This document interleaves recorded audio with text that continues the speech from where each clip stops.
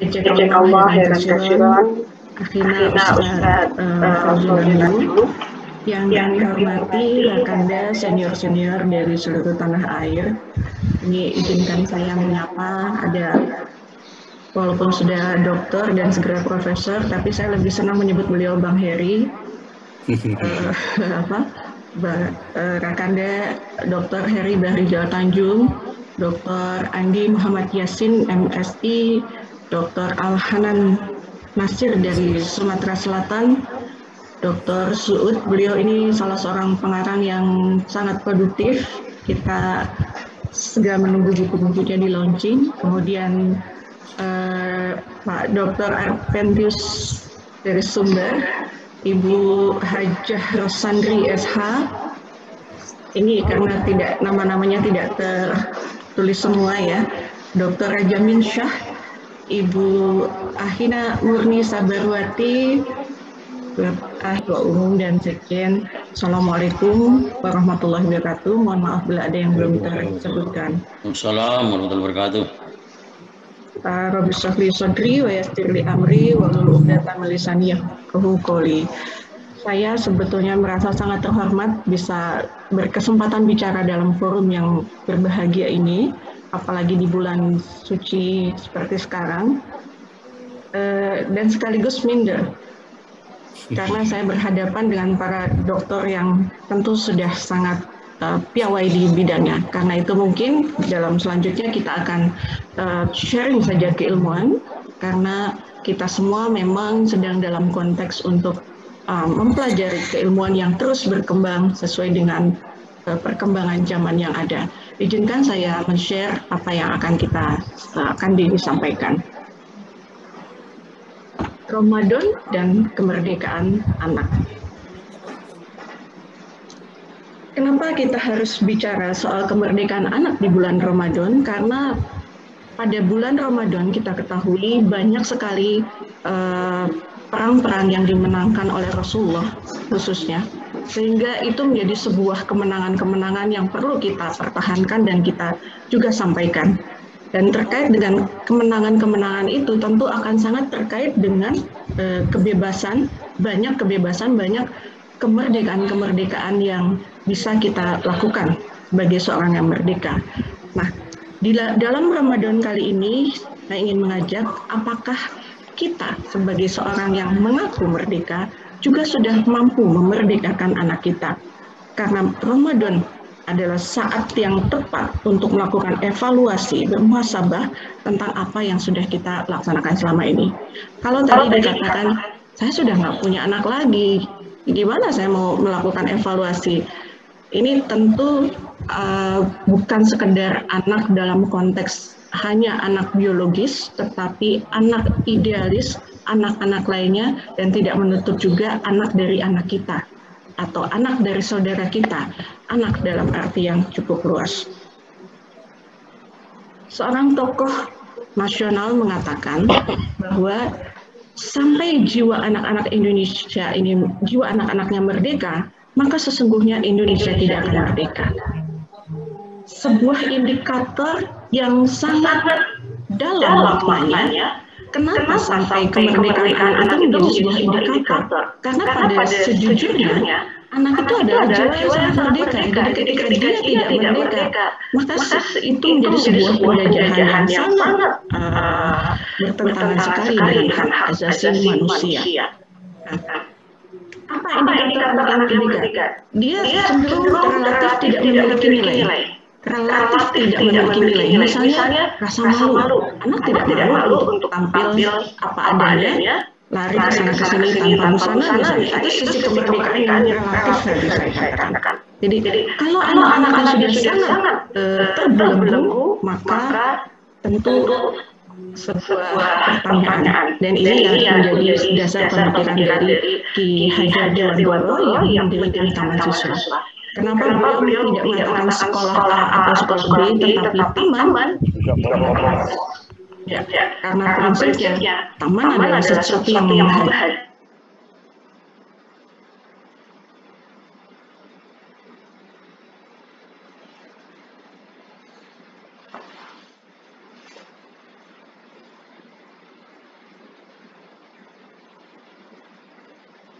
perasaan merdeka. Kita tidak akan bisa bahagia jika tidak dalam kondisi merdeka. Nah, itu sebabnya dari falsafah aman siswa kerap mengatakan 3 poin ini. Ing ngarso sumpilodo, ing madya mangunkarso, dan tuturi handayani.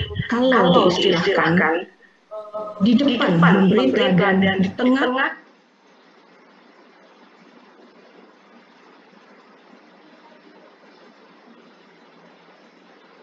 sinyal.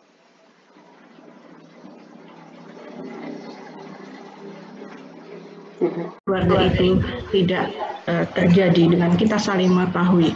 Kalaupun kita mengetahui, maka sedini mungkin kita lakukan terapi, kita lakukan upaya untuk mengobati supaya kekerasan itu tidak terulang dan tidak muncul dalam bentuknya yang lain. Nah, ini ada 3 alasan urgensi tentang perlindungan anak. Pertama, memang amanat konstitusi, yaitu pasal 28B ayat 2 Undang-Undang 45. Lalu komitmen universal dan instrumen HAM, Indonesia sudah meratifikasi konvensi hak anak, dan seterusnya situasi buruk atau darurat anak di Indonesia. Sebelum pandemi, kita sudah diserang oleh malnutrition atau stunting. Bisa diperkirakan 1 dari 3 orang anak di Indonesia mengalami stunting. Stunting itu kekurangan gizi yang sudah parah. Sementara sebelum stunting dia malnutrisi.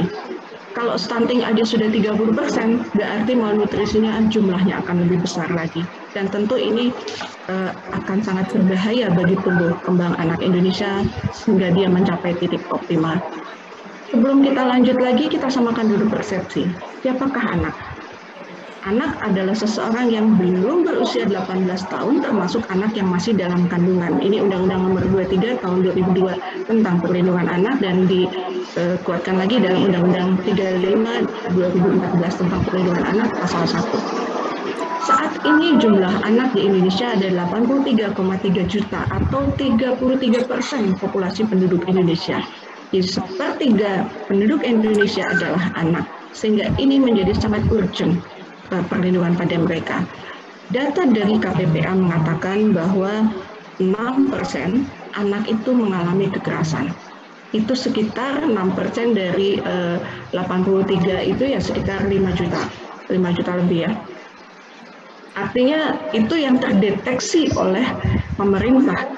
Padahal kekerasan pada anak itu sifatnya seperti gunung es. Hanya kelihatan di atas, kedalamannya belum terketahui. Yang sudah terdeteksi aja 6%, apalagi yang belum terdeteksi. Nah, selanjutnya, kenapa penting melakukan perlindungan anak? Karena peristiwa kekerasannya juga makin meningkat, kualitas kekerasannya makin meningkat, pelaku kekerasan juga makin meningkat terhadap kejahatan pada anak ini. Kualitas kekerasan yang dulu mungkin cuma mencubit, sekarang jadi berani menggunakan senjata tajam, aneh lagi ya. Pelaku kekerasan dulu hanya orang luar, sekarang dilakukan oleh orang terdekat. Saya pernah menangani seorang ibu yang karena tekanan ekonomi, kehilangan kehilangan kontrol, dia membunuh anaknya tanpa sadar gara-gara uang THR. Jadi si keluarga tersebut kalau Lebaran itu suka sowan ke keluarga-keluarga lainnya, misalnya ke kerabatnya, kemudian si anak itu dikasih amplop THR. Kemudian anak itu kumpulkan ke ibunya. Anaknya usianya nggak lebih dari 10 tahun, masih sangat ya relatif kecil lah ya, masih 10 tahun begitu. Nah, pemikiran si anak, ini kan uang saya. Ya, itu kan dikasihnya ke saya gitu kan dari uang Lebaran tersebut. Jadi dia tahu ibunya kumpulkan amplop tersebut dan disimpan di satu tempat. Suatu ketika dia ingin membeli layangan, dia ambil satu lembar, pecahannya 50.000, kemudian dia beli layangan dan dia main layangan. Dia tidak tahu kalau ibunya pada saat itu memeriksa amplop, entah ada keperluan apa, dan melihat uangnya kurang. Tiba-tiba saja sang ibu marah, ditunggu anaknya nggak pulang-pulang, tambah marah, tambah kesel, Begitu anaknya pulang, terlihat wajahnya capek sambil nyanyi-nyanyi, ya walaupun capek dia senang, habis mungkin menang main layangan, tanpa ibu diseretnya anak itu, walaupun anak itu bilang, saya ada kembaliannya kok Bu. Jadi si anak itu cuma benar-benar beli untuk layangan, tapi tidak didengar, lalu dibawa ke kamar mandi, diseret, dipukuli dengan centong, sampai patah centongnya, anaknya kemudian terjerembab di kamar mandi, diinjak-injak sampai dilerai oleh tetangga, tetapi mau dibawa ke rumah sakit tidak sempat karena sudah meninggal. Nah, jadi banyak sekali kekerasan-kekerasan yang terjadi, sehingga di situ pentingnya arti perlindungan anak. Saya ingin sampaikan titik kritis tumbuh kembang anak. Seringkali kita berpikir bahwa itu bukan sebuah kekerasan, padahal itu sebuah kekerasan. Makanya kenapa di dalam undang-undang dikatakan perlindungan anak itu dimulai dari usia 0, bahkan sejak di dalam kandungan sampai berusia 18 tahun.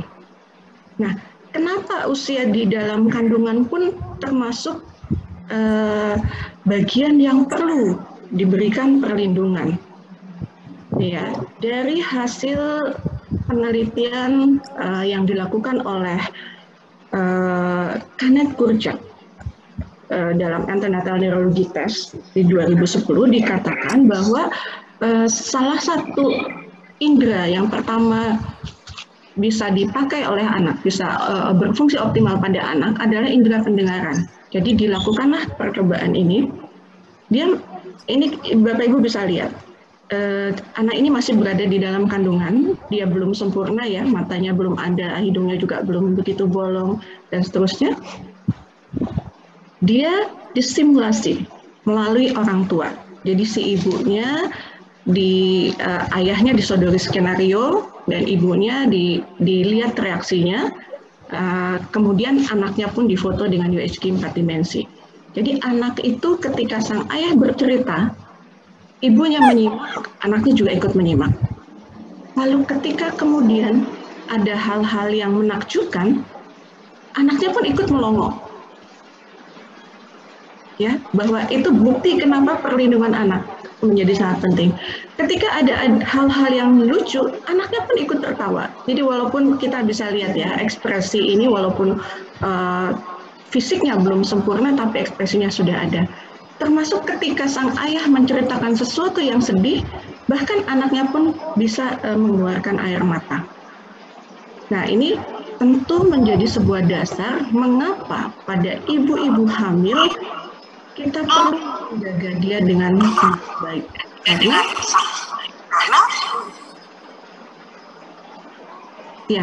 Karena apa? Karena ini berdampak kepada tumbuh kembang anak meskipun dia berada dalam kandungan.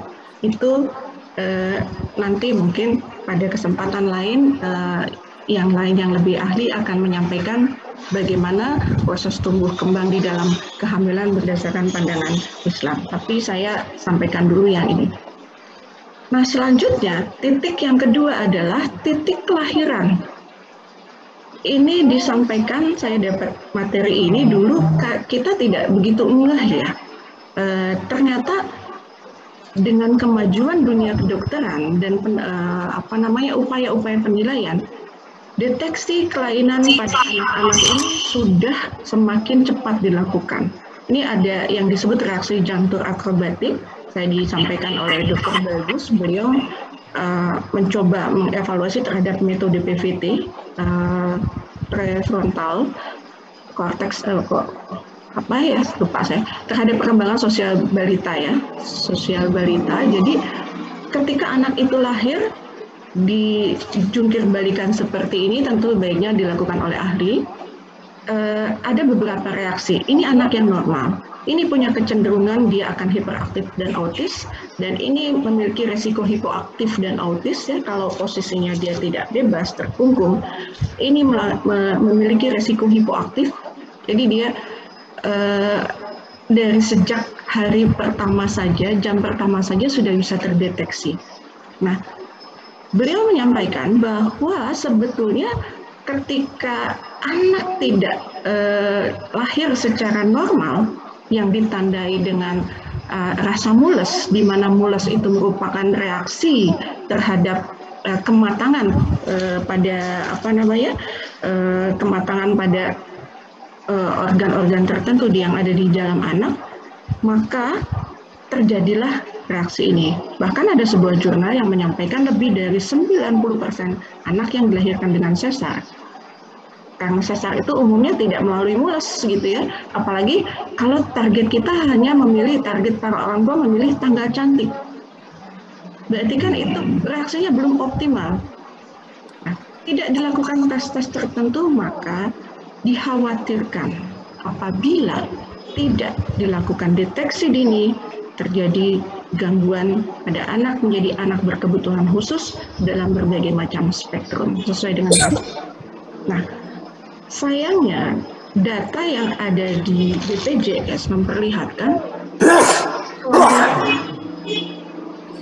jumlah kelahiran dengan operasi sesar itu semakin hari semakin bertambah banyak. Tentu ini menjadi sebuah bagian. Ya, saya berharap dengan adanya pertemuan ini maka para orang tua bisa kembali memberikan rekomendasi kepada kerabat, keluarga dan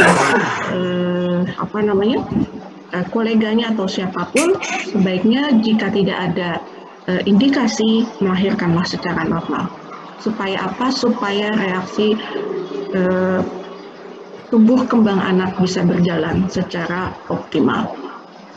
Nah, selanjutnya, ketika tadi ya bayi sudah lahir, tadi kan mulai dari titik kritis titik kritis di dalam kandungan, kemudian titik kritis ketika lahir, lalu ketika dia sudah berada di sesudah lahir, ada berbagai macam simulasi yang memang harus dilakukan.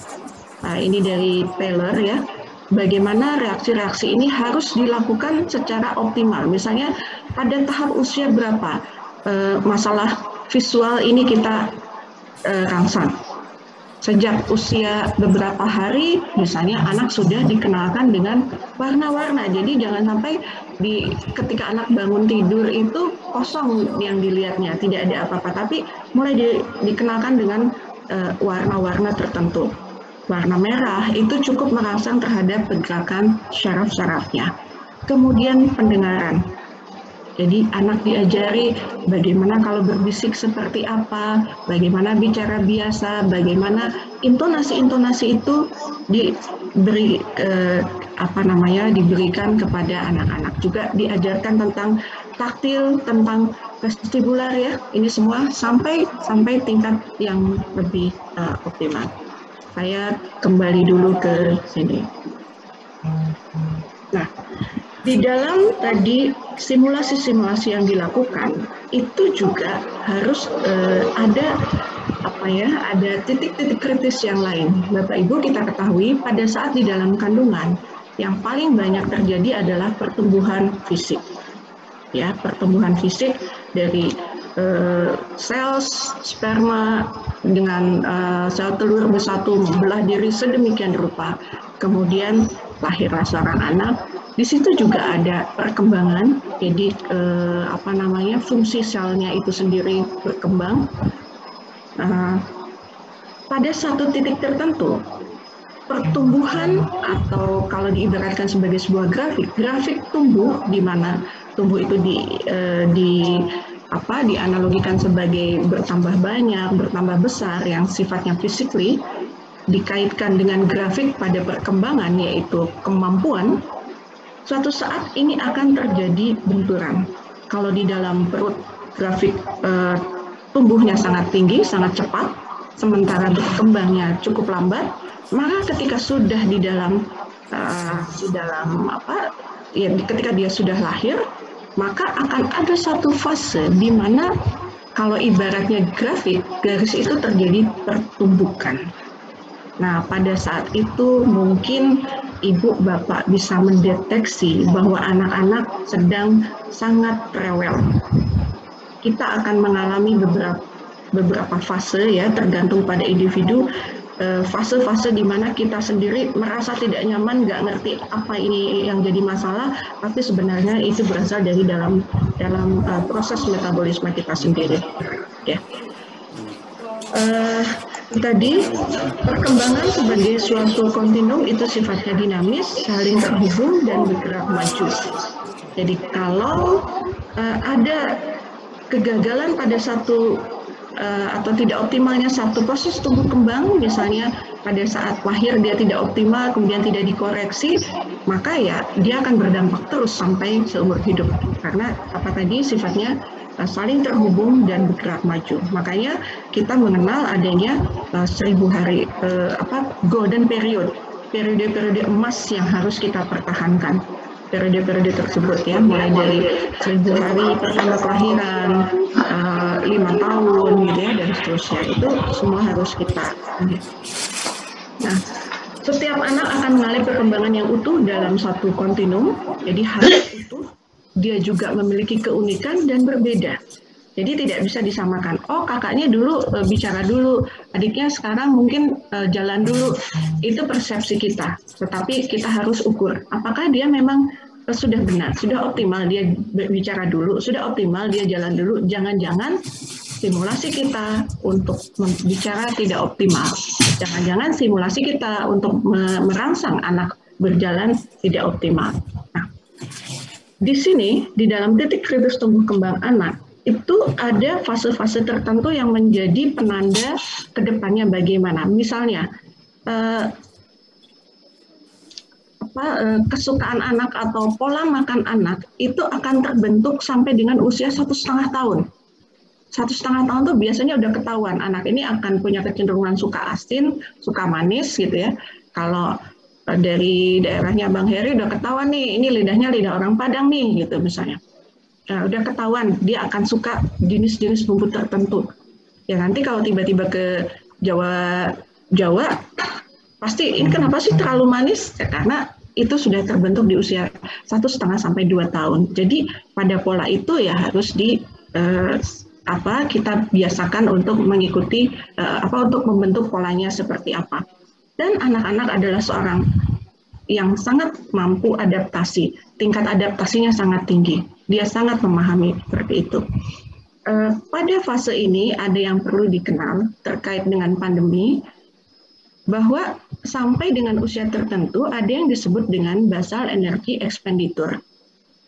Jadi anak-anak kalau diibaratkan sebuah reaksi itu, kita misalnya ingin membuat teh manis dengan air yang dingin, baru dikasih gula dan teh, dibandingkan dengan buat teh manis, airnya panas, baru dikasih gula dan teh, tentu akan lebih optimal dengan kita menggunakan air panas. Nah, pada kondisi anak-anak masih memiliki basal energi expenditure yang tinggi, kira-kira posisinya sama seperti itu. Anak akan optimal jika dia bisa bergerak. Jadi kita sering bingung, ini anak kok nggak mau diem sih? Anak ini kok nggak ada capeknya, lari sana, lari sini. Itulah salah satu ciri tubuh sedang mengeluarkan basal energy expenditure. Reaksi yang ada di dalam tubuh anak akan optimal kalau berada dalam kondisi dia banyak bergerak, sehingga mengeluarkan panas. Ya, sama seperti tadi. Memang kalau kita aduk juga akan si teh manis akan lebih cepat tercampur. Gitu. Jadi Bapak Ibu bisa bayangkan dengan adanya kondisi pandemi, anak-anak harus lebih banyak diam. Karena biasanya dia lari-lari menjadi agak sedikit terbatasi. Nah, ini termasuk bagian-bagian usia kritis yang perlu kita waspadai. Jadi harus ada sebuah simulasi di mana kita juga harus ikut bergerak dengan anak-anak. Jangan udah diam di rumah aja, duduk aja, tidur aja, karena ini lagi pandemi. Tapi secara tidak sadar kita melakukan sebuah tanda kutip kekerasan kepada mereka, menghambat optimalisasi tumbuh kembang. Satu. Kemudian beberapa yang terkait dengan pandemi ya, yang nanti kita akan explore dalam diskusi, karena kadang-kadang saya juga suka lupa. Misalnya ada usia tumbuh kembang di usia 6 sampai 7 tahun. bisa katakanlah range-nya 5 sampai dengan 7 tahun ya, karena setiap anak itu berbeda. Jadi ada yang disebut dengan usia grouping. Pada usia 5 sampai dengan 7 tahun, anak-anak itu harus bermain dalam grup. Kenapa? Karena anak adalah makhluk sosial. Kalau dia di usia rawan itu, pada usia masih kecil sih dia belum ada kebutuhan perkembangan untuk berada dalam grup. Tapi kalau usia-usia tertentu tidak terpenuhi kemampuannya atau fasilitas simulasi untuk grouping, maka ke depan dia akan menjadi individu yang cenderung untuk menjadi penyendiri, introvert, susah bergaul, asosial, dan lebih parah lagi yang lain.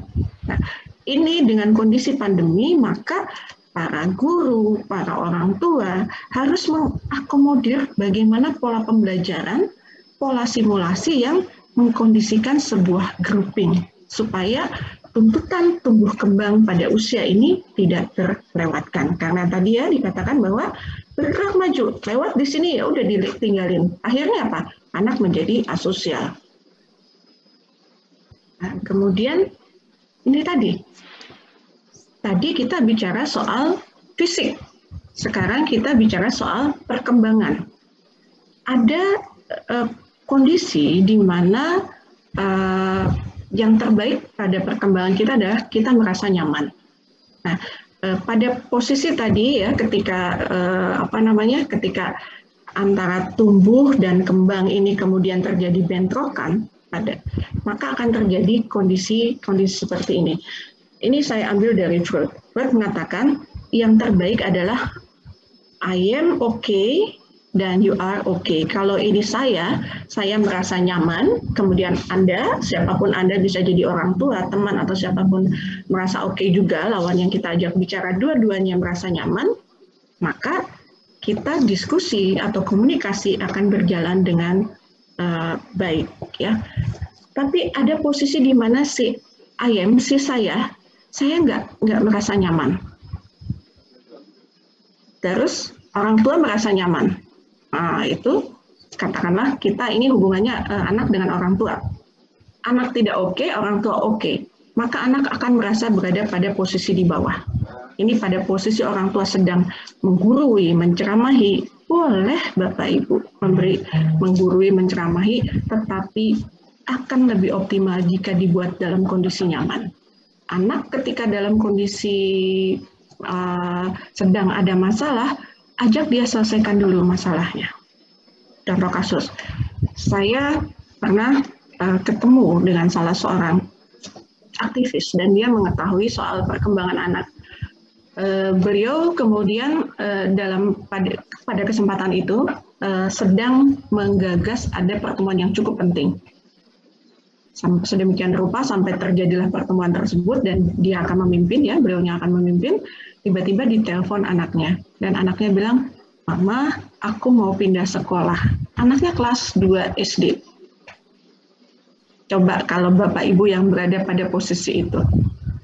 Banyak sekali orang tua begitu bilang anaknya, "Mama, aku mau pindah sekolah," langsung ditelepon. "Kamu tuh nggak tahu ya, Mama tuh lagi sibuk. Ini mau mimpin rapat dan seterusnya." Padahal rapat itu sangat penting. Nah, tapi yang saya lihat, beliau langsung bilang kepada kawannya, "Tolong dipimpin rapat ini, saya harus pulang ke rumah." Satu, itu prioritas pada anak. Yang kedua, dia langsung menghubungi anaknya dan dia bilang, "Baik nak, kamu boleh pilih sekolah yang kamu mau. Tidak ditanya kenapa kamu pindah." Dan sambil dalam perjalanan dia selalu monitor, dia sampaikan, "Kamu sudah makan, kamu makan dulu. Saya sudah ikut mencari sekolah di dekat rumah kita, ada sekian sekolah, ini." Tidak ada pertanyaan apapun terkait kenapa. Tapi apa yang diinginkan anak, diiyakan. Kalau begitu sampai di rumah, oke, sudah makan, baik. Kita sudah enak ya. Oke, mari kita hitung sekolah yang terbaik buat kamu. Ini gitu ya. Dengan posisi dia bilang, "Kak, jujur saya jelek-jelekin sekolah yang lain. Misalnya, kalau kamu pindah ke sekolah ini, sekolahnya jauh, berarti kamu capek, nanti begini gitu kan." Sehingga akhirnya anaknya bilang, "Nggak jadi deh Ma, aku pindah." "Loh, kenapa?" "Kan Mama mendukung kamu pindah." Jawab si anak, sebetulnya aku tuh ini aku pikir nggak usah perlu pindah sekolah deh. Oh iya, kenapa? Karena aku cuman kesel sama bu guru. Oke, jadi itu sebab kamu ingin pindah sekolah. Kesal sama bu guru kenapa? Bu guru memperlakukan saya tidak adil. Harusnya saya ribut, ada pertikaian, dia berharap si guru melakukan tindakan ini, tetapi gurunya salah. Oke, kalau masalahnya itu, mari kita ke sekolah dan bicarakan dengan bu guru. Mama yang akan membackup kamu. Akhirnya apa? I'm okay, you are okay. Dia pun belajar mengatasi masalah. Coba, kalau reaksinya adalah, kamu nggak tahu ya, pindah sekolah itu kan susah, mesti bayar lagi, kamu waktu masuk aja dan seterusnya. Anak dari tidak oke, dia ketemu ibu orang tua yang tidak oke, maka dua-duanya akan tidak optimal. Ya. Nah, jadi bagaimana pertumbuhan perkembangan ini? Pada saat terjadi pertumbuhan antara tumbuh fisik dan berkembangnya psikologis beradu, maka terjadi kondisi I am not okay, you are not okay. Jadi ibu-ibu terutama bisa mendeteksi usia 1,5 sampai 2 tahun anak rewel sekali, nggak mau makan. Ini anakku susah makan sih, tiba-tiba aja. Pahami bahwa itu adalah kondisi di mana salah satunya yang mungkin jadi penyebab adalah proses tumbuh kembang itu sedang terjadi pergeseran yang signifikan. Ya, jadi selanjutnya, nah, nanti boleh kalau ditanyakan, kita diskusi ya. Saya mengambil dari Howard Gardner. Gardner mengatakan adanya sebuah kecerdasan yang jamak. Jadi sebetulnya Bapak Ibu, kalau dikatakan tadi tidak ada satu pun anak yang sama. Individu yang ada di dunia ini sudah Allah ciptakan sedemikian rupa dengan seunik-uniknya. Karena itu tidak ada orang yang bodoh, tidak ada yang pintar. Yang mungkin ada adalah kita belum mengoptimalkan di mana sebetulnya kecerdasan dia. Bahkan kalau pernah membaca kisah seorang bayi ya yang lahir prematur di mana dia buta, tuli, kemudian jarinya tidak optimal, bisa dibayangkan komunikasinya ya, buta, tuli, terus jari nggak optimal, dia juga mengalami retardasi mental, kebayangkan ngajarinnya gimana. Nah, tapi dia bisa menjadi seorang musikus yang handal. Nah, itu dia bisa hidup dan menjadi musikus yang handal, artinya kita perlu menggali sebetulnya anak-anak kita itu cerdas di mana, atau bahkan mungkin saya sendiri gitu ya, aku ini sebetulnya cerdasnya di mana. Jadi Gardner mengatakan dalam kecerdasan jamak atau multiple intelligence itu ada kecerdasan matematik. Jadi mereka yang cerdas hitungan matematiknya, ada yang cerdas secara intrapersonal, orang-orang yang mampu menyelami kedalaman dirinya sendiri dan dia menjadi seorang sangat cerdas karena dia cukup paham bagaimana dirinya itu. Lalu ada yang cerdas secara bodily kinestetik, jadi tubuhnya kenapa sih kalau dia jago lari, dia jago berenang, dia jago main tinju, dia jago main ini, karena memang dia punya kecerdasan kinestetik. Ada juga yang cerdas visual spatial, jadi kemampuan membayangkannya. Kenapa ya kalau suami saya jalan itu jarang tersesat? Kok kalau saya tersesat? Memang pada perempuan punya kecenderungan visual spasialnya lebih rendah dibandingkan visual spasial laki-laki. Salah satu contoh, kalau dari satu lokasi, dari rumah ke kampus, seorang laki-laki itu bisa mencoba beberapa jalan ya. Saya mau coba kalau lewat sini gimana, lewat sana gimana. Kalau ibu-ibu itu punya kecenderungan lewatnya jalannya itu saja gitu. Dan itu juga menjadikan kecerdasan visual spasialnya menjadi tidak berkembang secara optimal. Nah, jadi makanya kalau nanti keluarga mengajak anaknya jalan-jalan, ajaklah melalui jalan-jalan yang berbeda. Biarkan dia melihat bahwa membayangkan ruangnya untuk kecerdasan visual spasial. Lalu kecerdasan interpersonal. Ada orang yang nggak jago matematik, tapi interpersonalnya sangat baik. Dia jadi MC, dia jadi standing up komedi misalnya, dia jadi politisi, dia jadi diplomat, dia jadi marketing, itu yang kecerdasan interpersonalnya sangat baik. Nah, kalau seperti saya ingatkan tadi, kalau groupingnya tidak optimal sementara dia cerdas secara interpersonal, maka kecerdasannya tidak akan terbentuk, akan sulit ya.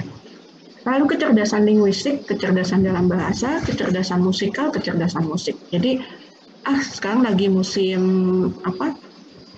sedang musim pandemi begini, YouTube aktif gitu ya, rame-rame.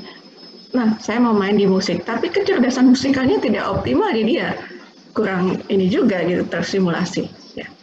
Jadi dengan kecerdasan, mengetahui kecerdasan yang ada pada anak kita, kepada kita sendiri, kita bisa menjadi optimal menjadi seorang insan. Ya, jadi ini ya, kita kan sering udah sering kali kecerdasan itu dari 8 kecerdasan langsung diputus hanya 1. Berarti contoh kasus ya, kalau diibaratkan semua anak unik gitu ya, tiba-tiba ada guru mengatakan untuk seleksi yang fair gitu ya, yang adil, maka yang cerdas itu adalah yang bisa memanjat pohon. Kalau dia jadi ikan, dia langsung frustasi.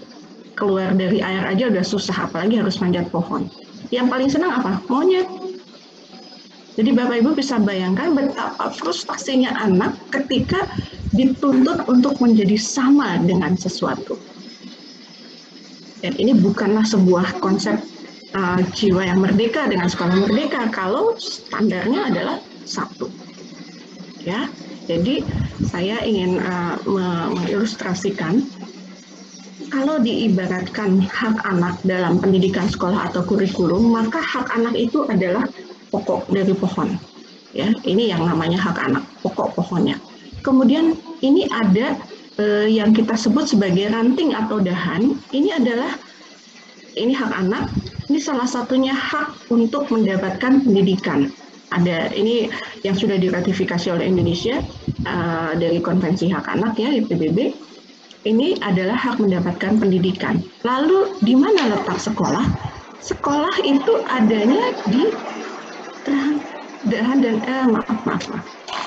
di ranting ini. Jadi kalau kita memaksakan anak untuk concern dengan ini, sekolah, kurikulum, ekskul dan lain-lain, dan melupakan yang utama, entah itu dahan maupun pokoknya, maka secara tidak sadar kita juga sudah melakukan kekerasan pada anak. Ya, pokoknya kerjain tugas dulu, makan belakangan, misalnya. Nggak usah pengen rekreasi. Bapak Ibu, rekreasi itu tidak selalu melulu harus ke tempat yang mahal. Ada berbagai macam konsep rekreasi yang kita bisa lakukan. Jadi, sekolah bukanlah sebuah penyeragaman. Yang bagus itu kalau sama semua, kreativitasnya sama, disiplinnya sama, intelijensinya sama, itu bagus. Yang lainnya dibuang. Tidak, kita sudah bertabrakan dengan fitrah anak tersebut, dan kalau kita bertabrakan dengan fitrah, berarti kan kita berhadapan dengan Allah. Ya, jadi kembali ke yang tadi.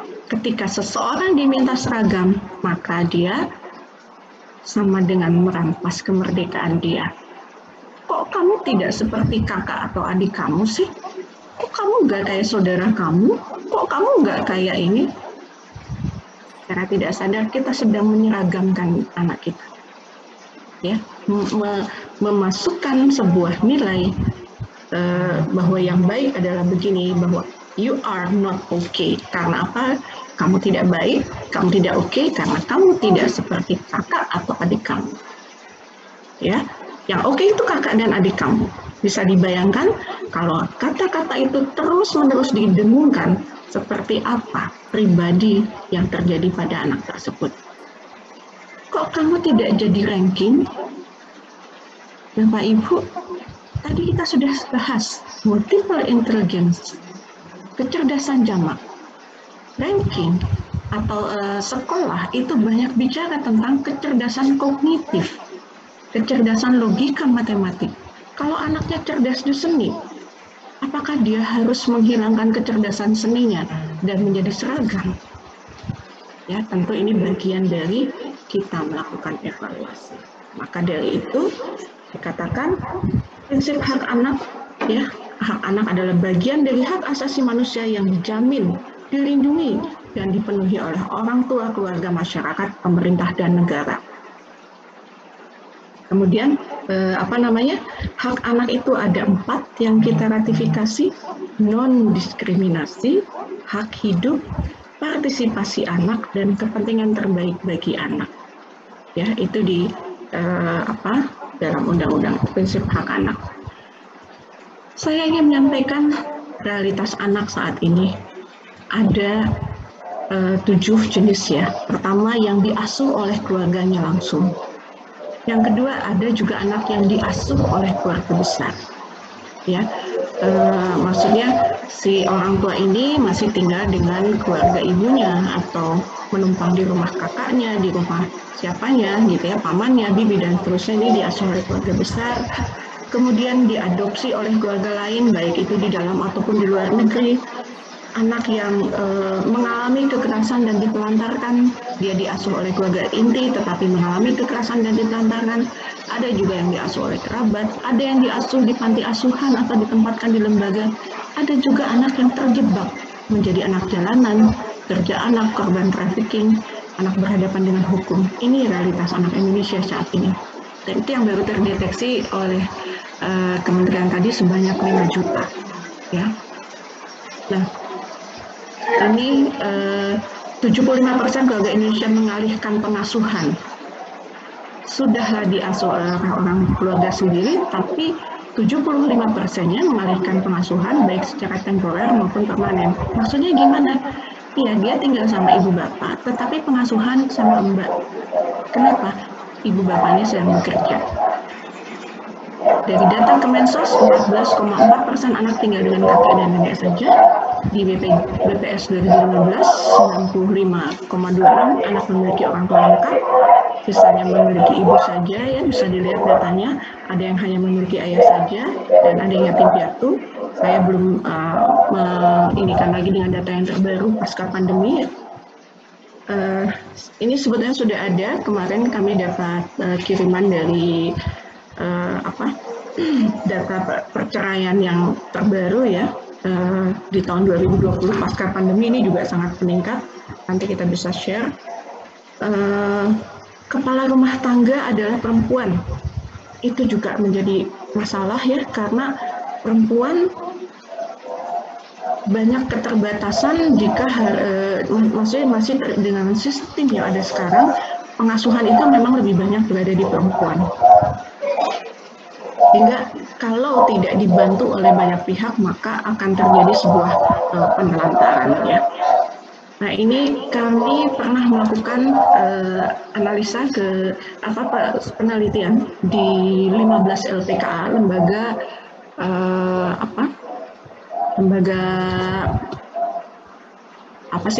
khusus anak ya, kayak penjara khusus anak, tiba-tiba lupa.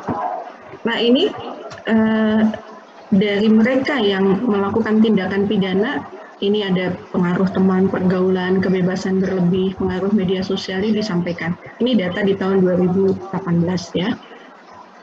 Selanjutnya, kira-kira itu saja. Kita buka dengan Ramadan ini dengan paradigma baru, best interest for children atau kepentingan terbaik dari anak. Mungkin demikian. Pak Akhina Fauji Nanju untuk paparan saya. Monggo dipersilahkan jika ada yang ingin diperdalam. Silakan. Terima kasih. Assalamualaikum warahmatullahi wabarakatuh. Ya, saya dari Kabupaten Pesisir Selatan, Provinsi Sumatera Barat, Bu. Nama saya Jujur Dovi Pratama. Menarik sekali ya, Bu ya, itu materi kita hari ini, Ramadan dan kemerdekaan anak. Tadi sesuai dengan penjelasan Ibu ya, tentang perkembangan anak dari dalam rahim sampai setelah lahir, sampai tumbuh kembang. Dan saya dengan posisi saya yang sekarang ini ya Bu ya, saya mempunyai 2 anak, yang satu balita, yang satu bayi. Umur anak saya yang pertama itu 3 tahun, yang nomor 2 itu 1 tahun. Nah, posisi sekarang ini karena kebetulan dan alhamdulillah saya mendapat pekerjaan di rumah sakit di Painan. Sementara suami saya masih di Ipuh, Bu. Ipuh itu Kabupaten Mukomuko, Bu, Provinsi Bengkulu. Jadi kami LDR ceritanya nih, Bu. Jadi karena memang pekerjaan kita yang masih jauh ya, Bu ya. Jadi kan masa emas anak itu yang Ibu bahas tentang masa emas anak tadi, kan sekarang masa-masa emasnya anak-anak nih, Bu. Yang satu bayi, yang satu balita gitu kan ya, Bu ya. Sebentar, Bu.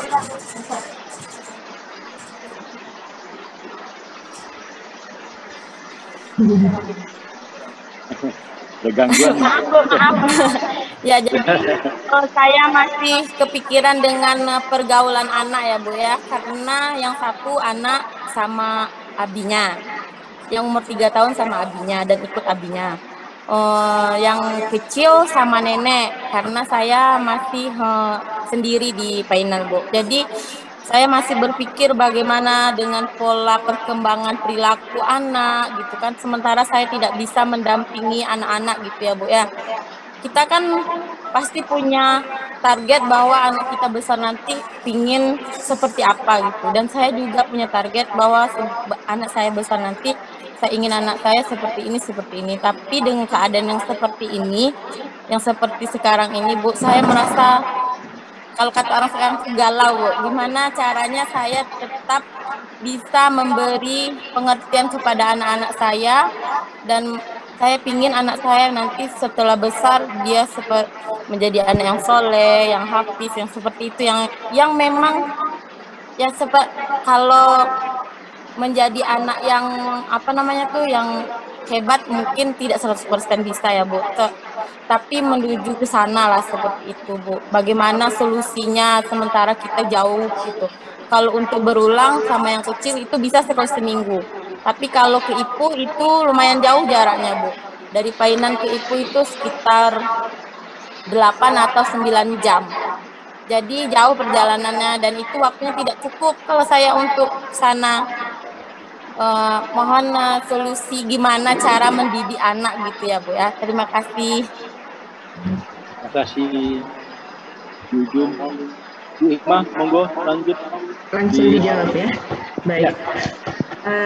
Terima kasih Bu Jujun dari Painan, Sumatera Barat ya. Masih LDR ya Bu ya. Iya Bu. Walaupun dengan Bengkulu ya, Muko-Muko. Baik, Ibu tahu nggak singkatan galau itu apa? Nggak tahu Bu. Cuman sering dengar aja galau kayak gitu. Iya, galau di IKBK-PRMI itu God always listening, always understanding. La yukallifullahu nafsan illa wus'aha. Allah tidak membebani seseorang di luar batas kesanggupannya. Jadi kalau Ibu galau, sebetulnya fa'inna ma'al yusran, antara kesulitan itu juga sudah ada kemudahan, ada jalan keluar ya.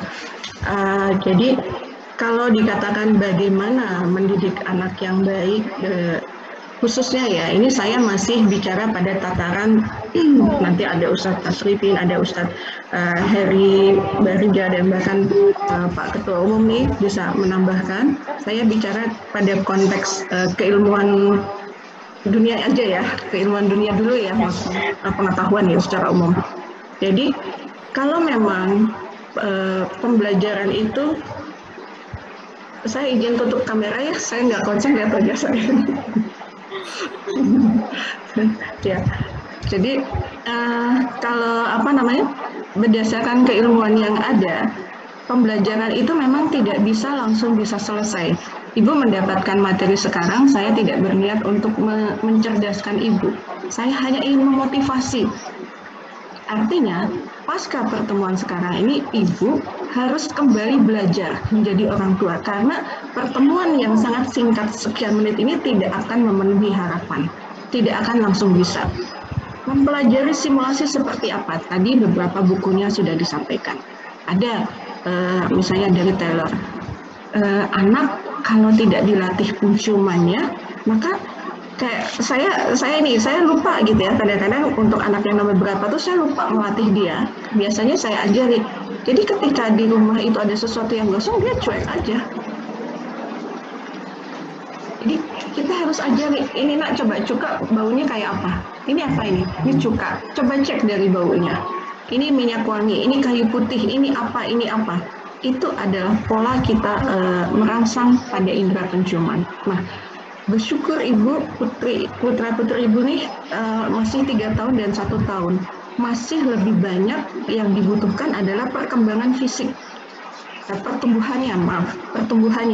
Simulasi pada perkembangan memang pasti diperlukan, tetapi itu bisa dirangsang, terutama akan sangat dibutuhkan pada usia-usia yang di atas itu gitu ya. Jadi kalau yang sekarang ini karena masih golden period masih bisa dikejar. Tapi kalau ditanya harus bagaimana, ini banyak sekali Bu ngejelasin ya Bu, usia sekian harus apa.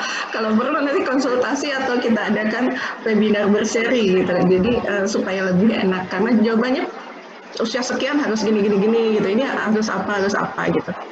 Dan untuk ini saja, untuk pegangan, Ibu bisa baca saat ini dari Denver Development Test ya. Itu minimal ada standarisasi usia sekian itu sudah bisa apa, sudah tercapai belum. Jadi Ibu bisa punya buku harian untuk putra-putrinya. Buku harian ya? Ya, buku harian. Jadi dari Denver itu misalnya gini, 9 tahun dia sudah bisa mengucapkan berapa kata, dia sudah bisa kemampuan keseimbangannya dia sudah seimbang sehingga dia bisa berdiri, kemampuan kakinya, tinggi badannya berapa, lingkar kepalanya berapa, ininya berapa gitu. Berbagai kemampuannya itu sudah dia bisa. Termasuk misalnya kita sering lupa mengajari yang detail-detail. Anak kan kalau mengambil katakanlah permen ya, misalnya dia kan suka main di langsung 5 tangannya ngambil gitu. Mengajari dia mengambil hanya 1 buah permen kan berarti dia hanya mengaktifkan jari telunjuk dengan jempol menjumput gitu ya. Nah, latihan-latihan seperti itu dilatih untuk ketelitian, membuat anak menjadi lebih sabar. Jadi punya ketahanan, dia resiliensinya akan lebih baik. Ada bermacam-macam teknis, tapi sifatnya sudah lebih teknis gitu. Baik, nanti boleh dilanjutkan Bu, karena panjang itu bahasanya. Ya. Ya, terima kasih Bu. Mungkin ada yang mau nambahkan, Ustadz Rifin atau Bang Heri? Saya boleh ngomong, Pak Moderator? Ngomong, silakan. Terus Dianto, ya silakan. Ya, terima kasih Ustadz Fauzi Nangdu yang saya hormati. Terima kasih kepada IKBKPRMI yang luar biasa dengan forumanya ini. Tentu selamat dan terima kasih kepada Dr. Siti Hikmawati dengan pemaparan yang mengejutkan saya dan luar biasa, pandangan perspektif lain tentang perkembangan anak. Saya tidak ingin mengulangi, tapi saya ingin menyumbang gagasan sedikit mungkin untuk Teh Hikmah. Saya menyebutnya dari banyak momen-momen tadi yang Teh gambarkan pada peta itu, pada skema ada grafik naik turun itu, saya menangkap minimal ada 5 titik. Oh ya, apakah suara saya terdengar, Ustadz Fauzi Nangdu? Ya, terdengar Bang.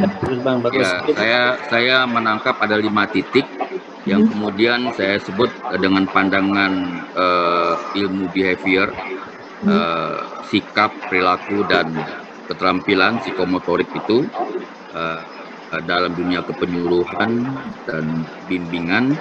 Saya menangkap ada 5 titik yang saya sebut sebagai 5 sapa dan asuh anak membangun usia emas berkualitas atau merdeka atau saleh.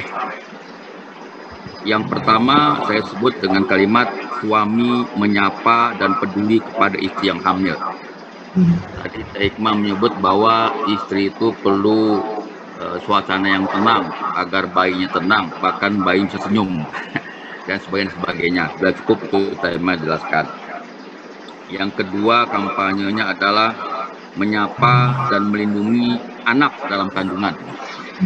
Menyapa dan melindungi anak dalam kandungan. Kalau di Islam itu membaca surah, misalnya surah Yusuf, surah Maryam, bahkan konon katanya ada lagu yang dibangun oleh Beethoven yang juga pernah belajar ilmu musik dari kalangan Islam waktu di zaman abad pertengahan. Yang ketiga, saya sebut dengan kampanye yang luar biasa nih Teh. Kalau ada suasana ASI pernah menggemparkan dan sekarang berhasil, maka kalau ini dikampanyekan luar biasa nih Teh. Mari kembali melahirkan normal dan alam. Mari kembali melahirkan normal dan alam. Karena banyak ibu-ibu yang takut sekali melahirkan dengan alam. Karena banyak makan vitamin, badannya jadi besar. Maksud saya badan bayinya. Tapi ternyata banyak pula perempuan-perempuan soleh yang mau dengan soleh. Saya dapat kabar, dan nanti Ustaz Tasbih bisa menjelaskan, saya dapat kabar kalaulah orang tua ibu anak ini sangat ikhlas dengan pernikahan anaknya dan berdoa yang kuat dalam anaknya hamil, maka insya Allah akan lancar sekali anaknya melahirkan. Mungkin perlu Teh juga data itu. Yang ketiga, yang keempat, pengasuhan anak pada usia emas 2-3 tahun. Itu saya kira perlu dikampanyekan juga. Tadi kita telah menjelaskan dengan luar biasa. Dan yang kelima itu adalah membangun grup anak yang seiman atau yang berkualitas, yang sehingga bisa menghasilkan multi kecerdasan yang luar biasa. Terakhir, kalau kelima titik ini tak sempurna dilakukan, mungkin solusi yang perlu dibangun ke depan oleh Teh Hikmah dan teman-teman adalah PAUD dan TK Islam yang merdeka. Nah, begitu. Terakhir Teh, saya selama 6 tahun kali 2 semester suka menguji 2 kelas saya dengan meminta mahasiswa membangun pemandangan, menggambar sketsa pemandangan. Lucu bin ajaib, 60% minimal mahasiswa menggambar dengan pola yang sama. Gunung 2, sawah, dan jalan. Anehnya mereka tak punya guru yang sama dari seluruh Sumatera Barat bagian tengah. Kalikan 6 tahun, kalikan 2 semester, 12 kali sekian orang. Anehnya 60 sampai dengan 70% mereka menggambar yang seragam. Nah, itu aneh bin ajaib. Terima kasih. Karena Padang banyak gunung sekali. Ustaz, Ibu Hikmah, sukses dengan Forma, Pak Andi, Bang Andi, dan Hai Sekjen. Terima kasih. Assalamualaikum warahmatullahi wabarakatuh. Waalaikumsalam warahmatullahi wabarakatuh. Ditanggapi. Ya, memang Bang Heri itu luar biasa ya, dengan jam terbang yang sangat tinggi gitu ya, pengalamannya. Sudah saatnya saja tinggal disahkan Bang. Saya cuma nyumbang 5 kampanye aja kok Teh, 5 suara itu aja cukup Teh. Iya, saya kira benar apa yang disampaikan Bang Heri. Ini bagian-bagian yang memang perlu di-highlight cukup bisa kita tindak lanjuti ke depan gitu ya.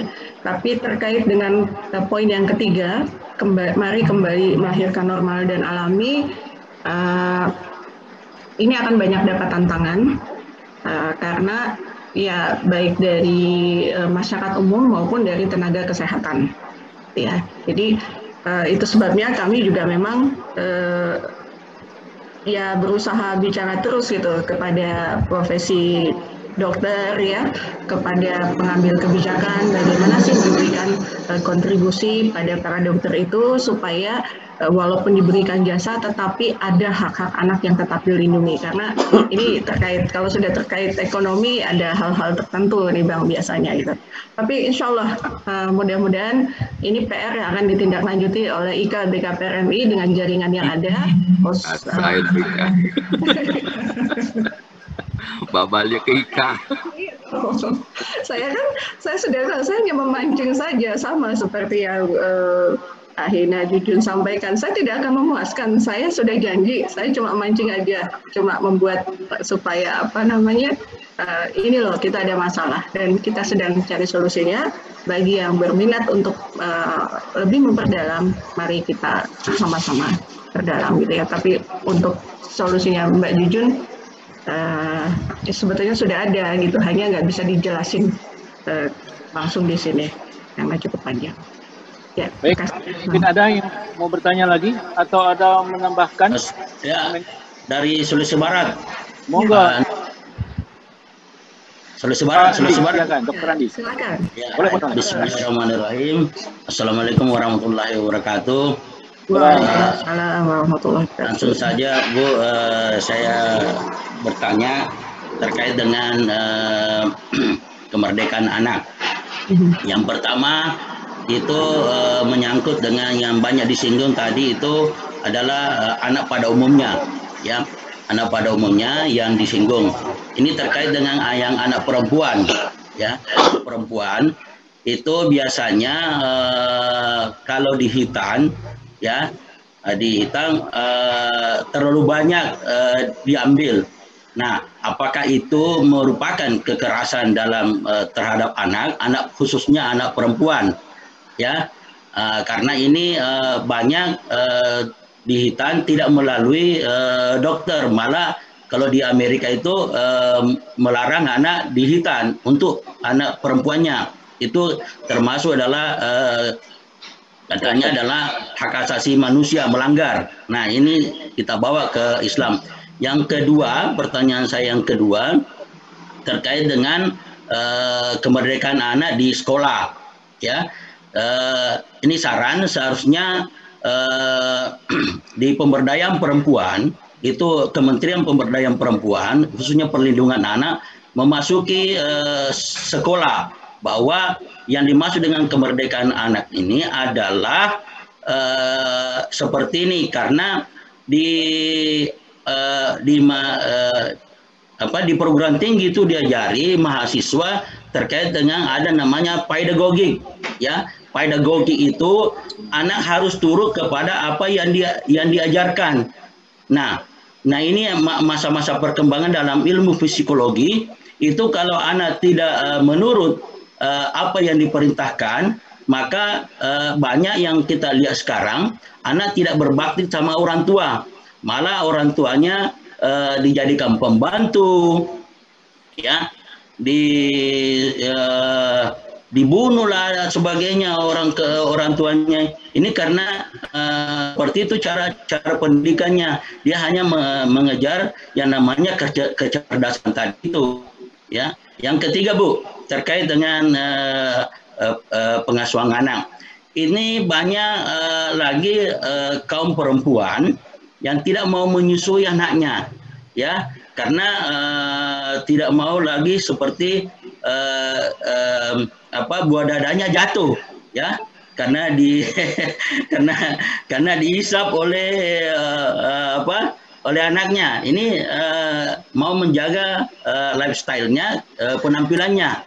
Nah, bagaimana solusinya ini yang seperti yang kaum ibu-ibu yang tidak mau lagi memberikan ASI-nya kepada anaknya. Saya kira itu Bu. Terima kasih. Assalamualaikum warahmatullahi wabarakatuh. Waalaikumsalam warahmatullahi wabarakatuh. Ya, Pak Dr. Andi Muhammad Yasin, terima kasih Sulawesi Barat. Saya pernah di Sulbar, Pak, menangani kasus stunting ya. Sulbar itu provinsi kedua, ranking 2 ini untuk masalah stunting, dan kita waktu itu ngambil beberapa kecamatan untuk dilakukan intervensi gitu ya. Mudah-mudahan teman-teman sudah semakin lebih canggih lagi melakukan perbaikannya. Nah, pertama terkait dengan hitan perempuan. Memang dari hitan perempuan ini banyak sekali pandangan, bahkan kami juga mendapatkan masukan dari KUPI, Kelompok Ulama Perempuan Indonesia, yang menyatakan bahwa hitan perempuan ini sebetulnya sangat bertentangan dengan tidak ada nasnya yang mengatakan bahwa perempuan itu wajib dihitan. Kalaupun memang tetap saja ada para pihak yang merasa itu perlu melakukan hitan, maka sebetulnya cukup dengan sebuah perlukaan saja. Nah, hitan ini tidak semata hanya pada kelompok agama Islam saja ya, tetapi di Afrika misalnya ada beberapa bangsa yang lain bahkan sampai dengan betul-betul habis klitorisnya habis, kemudian bahkan labia mayora gitu juga hilang. Jadi sangat menyiksa sekali dari kondisi perempuan tersebut. Jadi kalau kami boleh sarankan, maka dari hitan perempuan ini, saya ada bukunya, nanti kita boleh di-share gitu ya, apabila diperlukan. Itu khusus sudah merupakan kumpulan dari berbagai dari pandangan-pandangan ulama. Nah, bisa di-share. Tapi kalau boleh kita sarankan, maka sebetulnya hitan perempuan ini tidak terlalu dianjurkan, kecuali hanya sekedar untuk perlukaan. Jadi bukan ada bagian yang dipotong, tetapi perlukaan saja. Itu Pak. Itu terkait dengan hitan perempuan. Yang kedua, terkait dengan pedagogi di sekolah ya. Sebetulnya mungkin saya sendiri waktu itu sempat bicara dengan Pak Mas Menteri ya.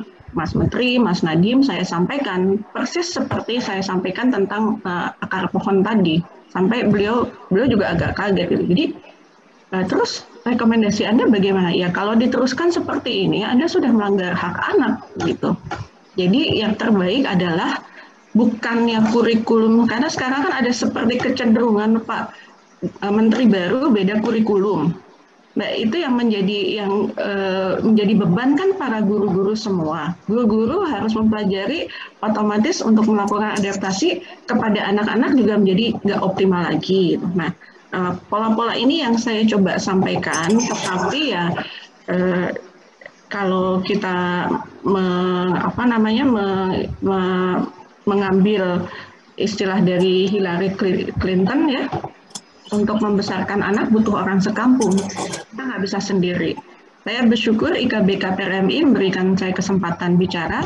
Mari kita sama-sama kampanyekan. Jadi selain dari yang tadi sudah disampaikan oleh Bang Heri terkait dengan 5 poin tadi, mari kita sampaikan juga bahwa masalah hak pendidikan pada anak itu bukan dengan pola penyeragaman seperti sekarang. Tapi ada pendekatan-pendekatan khusus yang bernama pedagogi. Ya, pedagogi tentu yang paling utama yang secara konstitusi adalah yang diatur oleh undang-undang. Dan undang-undang didasarkan pada apa? Ya, pada azas-azas tadi perlindungan anak. Perlindungan anak berdasarkan apa? Pola tumbuh kembang anak yang optimal tadi gitu.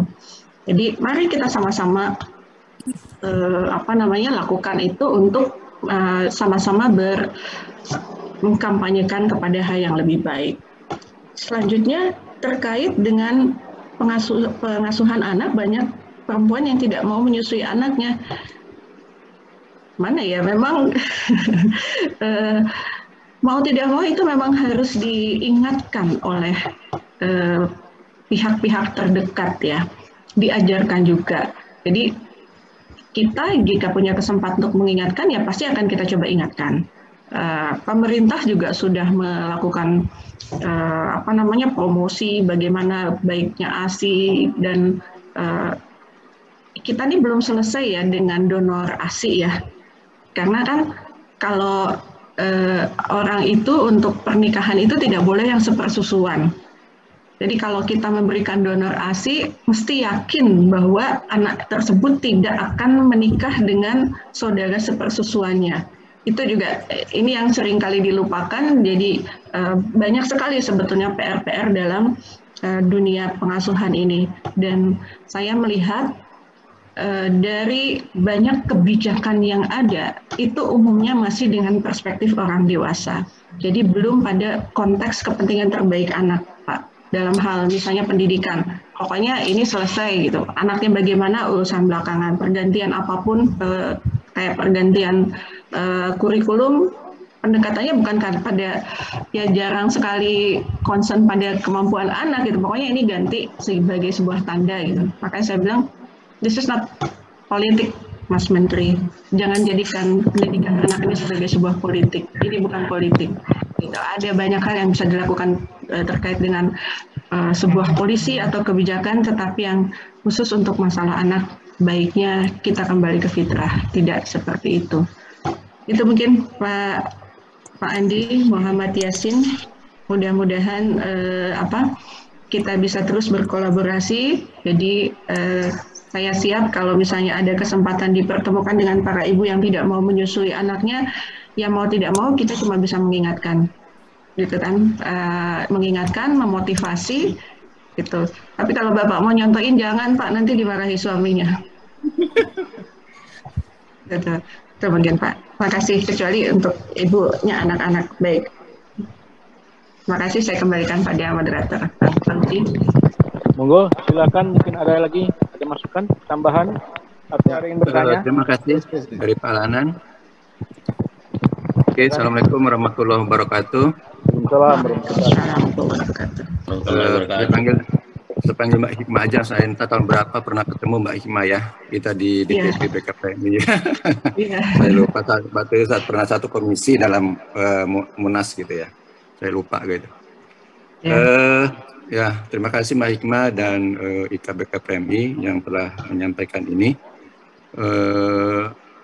Saya kebetulan juga S2 saya itu di Gizi Mbak Hikmah, di Gizi Masyarakat. Iya.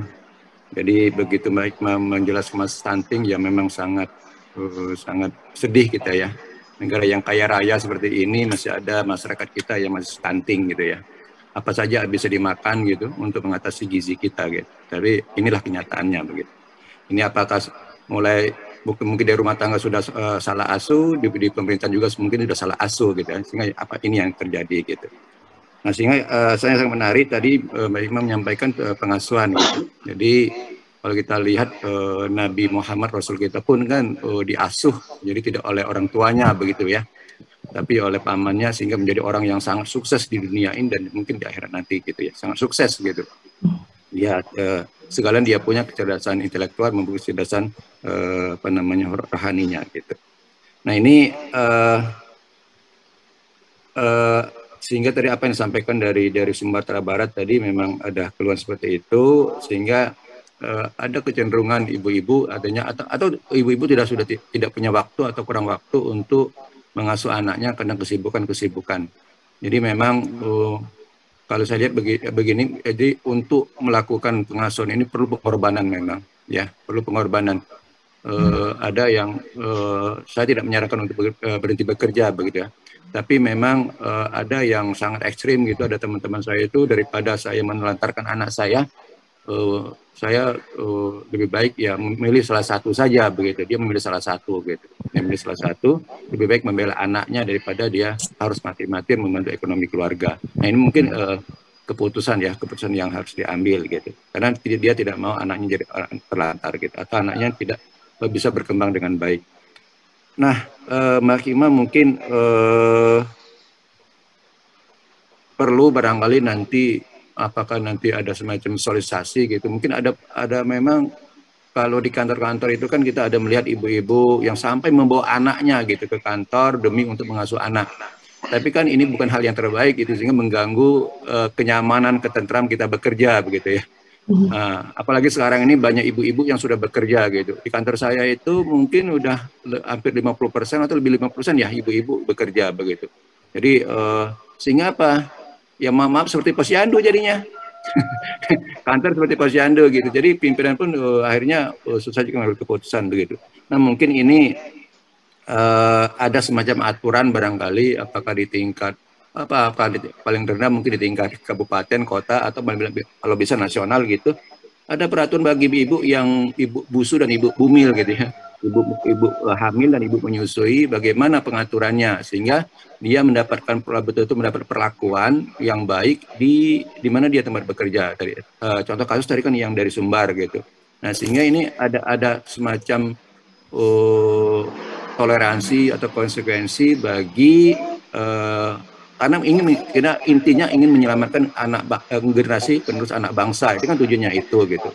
Nah, sehingga ada semacam aturan atau perda atau peraturan menteri begitu, sehingga ini ibu hamil dan ibu menyusui ini betul-betul, atau pengolah pengasuhan anak itu betul-betul menjadi hal yang paling pokok untuk menciptakan generasi yang prima gitu ya, generasi yang good age gitu ya, umur yang anak-anak yang betul-betul mempunyai jiwa atau intelektual yang tinggi gitu. Nah, sehingga ini perlu barangkali karena Mbak Hikmah dia bergerak di bidang aktivis anak-anak ini, barangkali memang perlu disuarakan. Saya sepakat dengan Bang Heri tadi, perlu disuarakan gitu. Jangan sampai nanti ya seperti ini di Perancis itu katanya kan banyaklah hewan piaraan seperti anjing di rumah daripada jumlah anak yang ada di Perancis gitu kan. Nah, ini kan jangan sampai terjadi di bangsa kita ini ya. Kekuatan Islam itu salah satunya karena kita jumlah penduduknya yang banyak dan berkualitas begitu. Kurang ini Mbak Ina, terima kasih. Assalamualaikum warahmatullahi wabarakatuh. Waalaikumsalam warahmatullahi wabarakatuh. Iya, saya insya Allah hafal wajahnya, Ahina. Cuman dia itu tadi ketemu di mana lupa gitu ya. Ya, Batu Munas Mbak. Kita Munas ya. Iya, ya, alhamdulillah.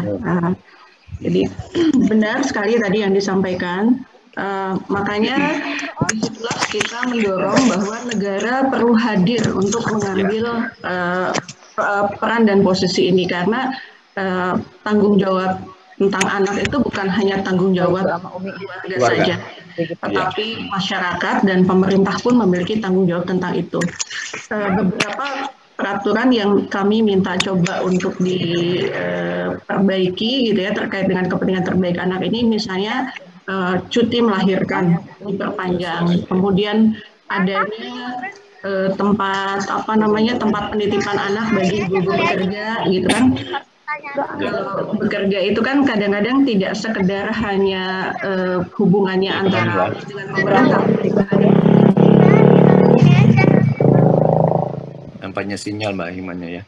Ya, ada hubungan dengan pengusaha. Jadi para pengusaha juga otomatis dulu. Lanjut. Ya. Jadi untuk para pengusaha juga diberikan aturan, dia boleh berusaha jika begini. Nah, itu semua tetap kita lakukan advokasi dan sangat berbahagia jika teman-teman para aktivis semua ini juga memberikan support bahwa kita memang sudah peduli terhadap masalah pengasuhan anak, gitu mungkin. Ya. Tadi Bang Andi ternyata mau bicara, silahkan Bang. Silakan.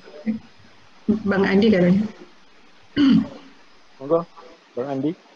Ya, baik. Sudah nggak ada ya? Saya saya boleh ini, jangan dulu ditutup ya. Nanti saya boleh bicara.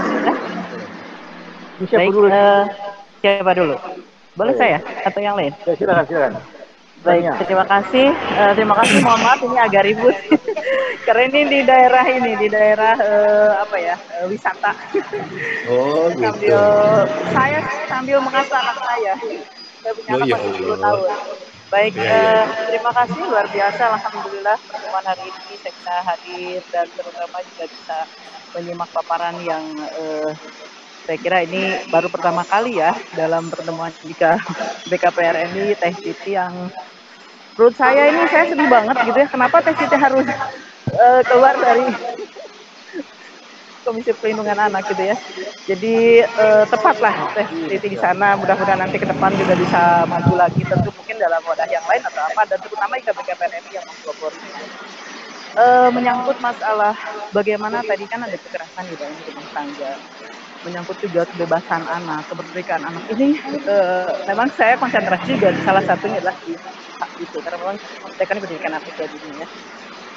Saya sendiri bukan hanya sekedar mengamati, tetapi juga saya mengalami berbagai macam hal, dan saya juga masuk dulu di tempat jaringan muslimah pemuda remaja perempuan, anak dan remaja, ya. Bagaimana terjadi tindakan-tindakan yang luar biasa dan itu tidak bisa disentuh oleh hukum. Bukan hanya karena polisi tidak mau menyentuh ya, tapi karena memang kesadaran masyarakat tentang bahwa ini melanggar, bahwa ini kriminal, bukan lagi masalah domestik, itu memang sulit. Karena kadang-kadang begini, orang tua itu berharap bahwa ya sudahlah mungkin ini sekarang begini, baik misalnya kekerasan suami atau kekerasan anak pada orang tua kepada anak, ya sudahlah, mudah-mudahan nanti minggu depan, bulan depan akan berubah.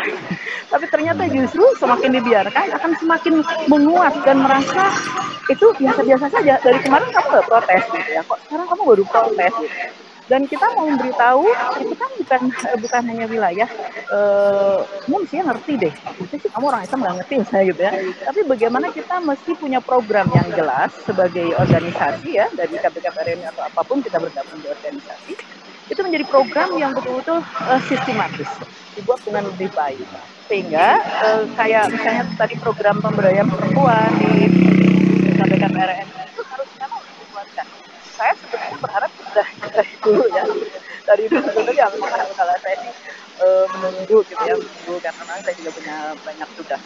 Nah, jadi saya melihat dan merasakan bagaimana ketidakmampuan menyampaikan pendapat. Perempuan itu sampai hari ini ya, sampai hari ini itu seringkali dimarginalkan dan dianggap sebagai makhluk yang pokoknya malah turut aja gitu, turut aja nggak usah banyak ngomong, nggak usah. Ya, itu masih banyak yang seperti itu. Sehingga itu perlu perubahan, bahwa sebenarnya kan Islam itu memuliakan perempuan dengan luar biasa. Bagaimana perempuan itu bukan di bawah untuk diinjak, bukan di atas untuk ubung-ubung yang berlebihan, tetapi sejajar dengan laki-laki, menjadi mitra dalam perkembangan anak, pendidikan keluarga, tapi dia boleh pemimpin. Dan banyak perempuan-perempuan saat ini yang menjadi mengambil alih tugas laki-laki, mengasuh oleh dia, membersihkan rumah oleh dia. Dia juga yang mencari nafkah, dia juga yang harus menanggung berbagai risiko keluarga. Sementara para laki-laki itu di banyak tempat itu luar biasa, dia bongkang kaki, apa ya, main-main yang main pancing gitu ya kan, main kaki, main apa segala macam, yang kerjanya tuh yang nggak jelas gitu. Tuh misalnya kayak gini, ya udahlah kalau saya punya penghasilan 1.000 sehari pun, ya udah yang penting kan saya gugur kewajiban gitu. Pokoknya ngeri banget. Jadi bagaimana menjadi orang tua, sekolah orang tua ya, parenting school gitu, itu harus diadakan oleh KBKPRMI. Berikutnya adalah bagaimana memahami tindakan-tindakan kepada anak-anak itu juga harus kerjasama. Jadi gini, tidak bisa kita hanya berdiri sendiri. Perempuan berdiri sendiri. Sebetulnya kan al-umm madrasatul ula. Ibu itu adalah madrasahnya yang paling pertama ya di keluarga anak-anak. Tetapi juga fa'abawahu au yuhawidani. Jadi sebenarnya bapak itu sebenarnya pendidikan utama sebetulnya di keluarga. Jadi bapak jangan berpikir bahwa ibu itu kan kamu yang didik untuk ada bergerak kamu gitu ya. Ibu juga tidak bisa menyalahkan suami. Jadi bagaimana blueprint keluarga itu harus dibuat secara bersama. Tidak bisa saling menyalahkan. Oke, berikutnya adalah bahwa pekerjaan pendidikan itu adalah tripartit, keluarga, sekolah, dan masyarakat. Dan ketika keluarga itu harus bergabung, bukan hanya keluarga sendiri yang ansih ibu dan bapak serta anak, tetapi kan kadang-kadang anak-anak kayak tadi sudah diambil alih pengasuhan itu ya, 75% itu orang lain gitu, karena ibunya kerja gitu ya, dan bapaknya kerja, seolah-olah tugas itu hanya bertanggung jawab terhadap pertumbuhan, kasih uang, belanja dan sebagainya, sehingga nanti kan dititip di adik, kakak, dipaman, di bibi, di kakek, nenek, yang nilai-nilainya berbeda. Kegagalan pendidikan anak-anak seringkali juga karena berbedanya nilai-nilai pendidikan yang diterapkan, dialami oleh anak-anak, sehingga misalnya kalau oleh ibunya boleh begini, nanti oleh paman nggak boleh, oleh ibunya harus seperti begini-begini, tetapi oleh neneknya, oleh saudaranya, dia itu kebanyakan gagal dan saya sudah mengalaminya ya. Jadi bagaimana saya harus mereedukasi yang cukup banyak. Oleh karena itu saya seperti itu. Jadi maksudnya memang harus kerjasama seluruh pihak agar berhasil. Baik, barangkali seperti saja. Memang ini menarik. Mudah-mudahan kedepannya bisa diprogramkan. Kalau tadi ada webinar berkelanjutan, saya kira itu sangat saya dukung. Terima kasih. Oke, satu lagi mungkin gini, saya setuju dengan aturan Islam. Kenapa? Islam itu kan sebetulnya ada tugas bagaimana ibu juga yang paling utama madrasah ula. Jadi kalau secara jujur, saya ini kan pekerja, saya ini pegawai, saya ini PNS. Tetapi hati nurani saya, sesungguhnya perempuan ini yang paling utama, harusnya dia di rumah. Jadi kalau tadi ada yang, perempuan mah di rumah aja jaga anak gitu ya, didik anak, sebenarnya saya setuju gitu. Tapi kondisi yang membuat kita harus bekerja itu perlu ada di jalan keluar. Oke, terima kasih. Assalamualaikum warahmatullahi wabarakatuh. Waalaikumsalam warahmatullahi wabarakatuh. Monggo silakan Teh. Ya, enggak. Jadi itu Teh. Nampaknya Teh Nia sedang galau juga. Tapi Galau. Tidak galau, kalau saya tidak galau karena memang sudah galau yang lain ya. Galau yang lain tadi. Galau listening dan always understanding gitu. Oke, yes. Lain aja liburannya. Iya, Allah selalu mendengar dan dan memahami apa yang menjadi ini kita. Jadi benar bahwa memang dalam hal ini negara perlu hadir ya untuk ikut membantu mengatur pada permasalahan para warga negaranya, karena hubungannya tidak selalu hanya sesederhana antara anak yang berada dalam sebuah keluarga, karena keluarga tersebut juga ternyata dia adalah warga negara dari kelompok masyarakat tertentu yang terikat dengan norma-norma tertentu, misalnya entah itu kelompok masyarakat di daerahnya ataupun di lingkungan kantornya atau di lingkungan perusahaan dan lain-lain, sehingga disitulah perlu ada yang lebih tinggi untuk mengatur tersebut, ya tentu dalam hal ini adalah negara. Doanya saja Teh Nia, kalau untuk urusan dengan kembali atau tidak kembali, kita yang penting Allah sudah memberikan ya Allah pasti mempunyai rencana yang terbaik gitu ya. Tidak ada yang terjadi tanpa. Mungkin itu ya Teh ya, karena tadi masukan-masukannya sudah disampaikan oleh yang lain. Makasih. Silakan. Ya. Ada yang mau tanya lagi? Bu Suri mau nanya?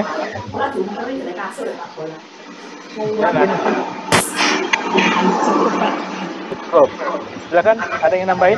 Bang Andi udah nih. Silakan masuk. Bang Andi, halo. Baik. Bismillahirrahmanirrahim. Assalamualaikum warahmatullahi wabarakatuh. Terima kasih Mbak Dr. Hikmawati, pakar kita di bidang pendidikan anak. Saya memperhatikan dari sejak awal tadi, luar biasa ini pembahasan ini. Saya tertarik dengan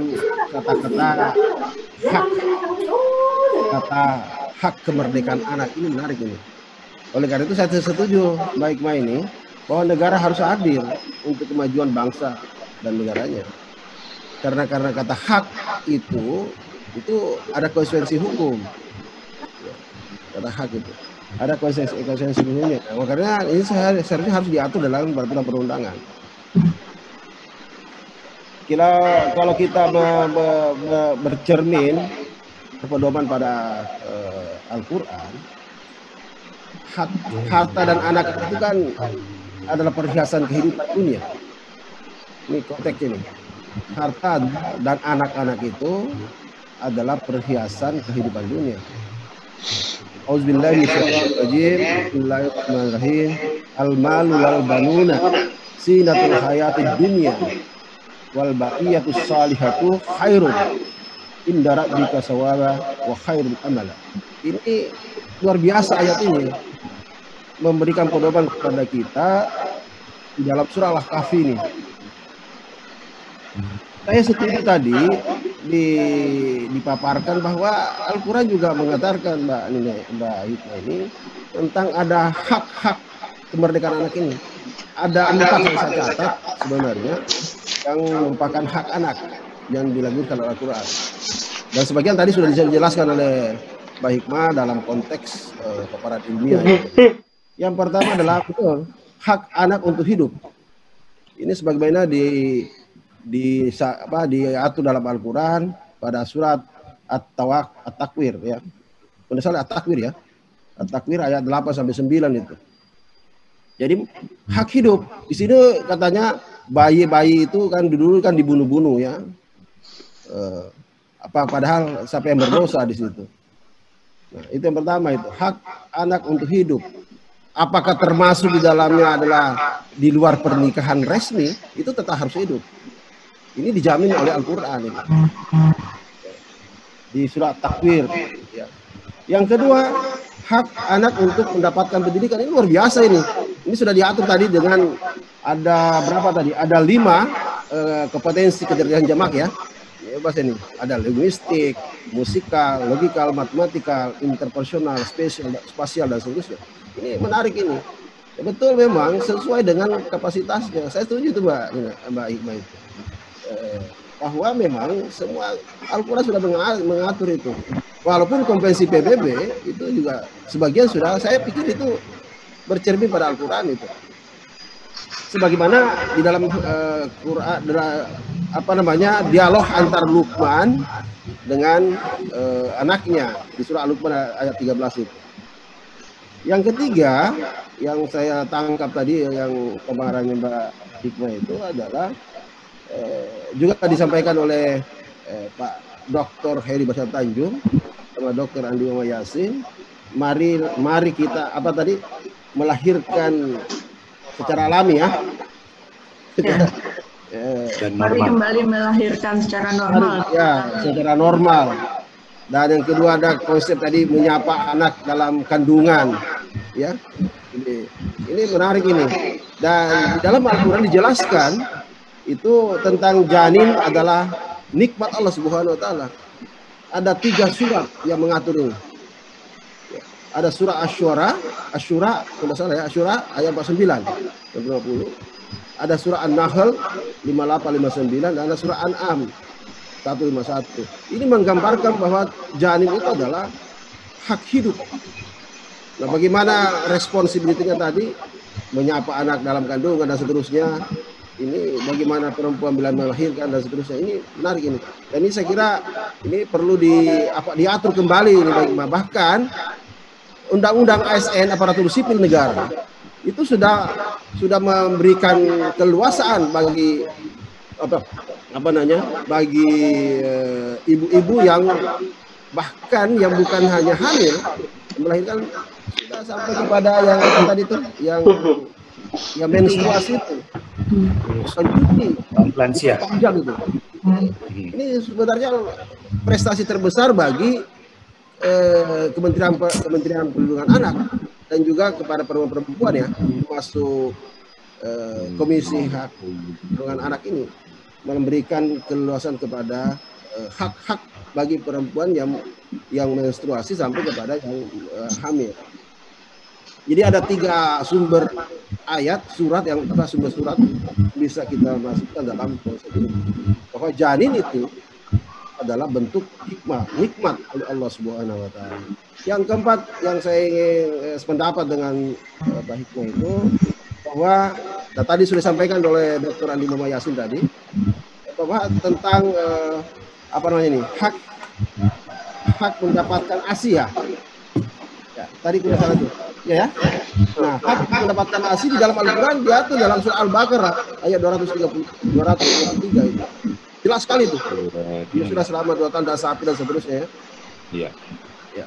Ini dan ini saya kira promosi yang dilakukan oleh Menteri Kesehatan luar biasa ini tentang ASI ini.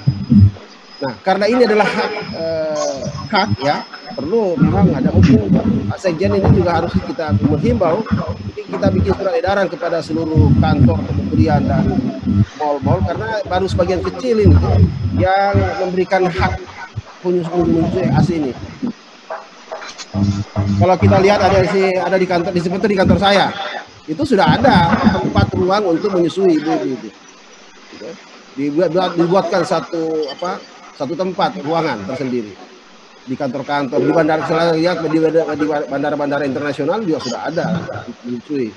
Di mal-mal itu juga ada tempat menyusui dan ini tempat saya sering belanja ini di Penville ini di Pasar Minggu ini ada tempat menyusui itu dekat musola itu. Nah, semua ini barangkali masih belum cukup, Pak Hikmah. Ini perlu didorong ini bagi pemerintah ini untuk segera pada saatnya membangun perlu diberikan ini. Apalagi ada promosi dari Menteri Kesehatan tentang ASI ini. Oleh karena itu saya setuju kalau memang ini adalah hak ya atau kewajiban kita, itu perlu diatur dengan perundang-undangan. 4 aspek tadi itu. Nah, kita dorong barangkali ini mungkin nanti teman-teman di Biro Hukum kita ini bisa membuat naskah akademik itu bisa ke sana ini bisa memberikan hak-hak kemerdekaan bagi anak dalam 4 aspek itu. Saya kira itu Mbak Hikmah ya, tambahan dari saya. Mudah-mudahan ini diskusi ini sangat baik sekali ini banyak pencerahan yang kita juga ambil. Terima kasih. Billahi taufiq. Wassalamualaikum.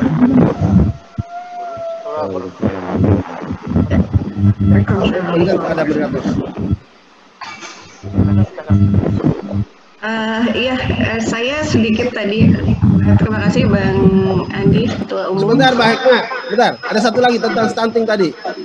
Penelitian tadi di Sulawesi Barat. Ini ada orang ketua IKA Sulawesi Barat ini, ketua ya tentang stunting. Jadi begini, di Sulawesi Barat itu memang keturunannya pendek-pendek, bukan karena tidak gizi. Orang barat cerdas-cerdas di sana. Ya, seperti Profesor Basri Hasanuddin, mantan Menko Kesra itu dari sana. Tapi memang kecenderungan di sana memang pendek-pendek orangnya. Karena begini ada satu faktor barangkali yang perlu.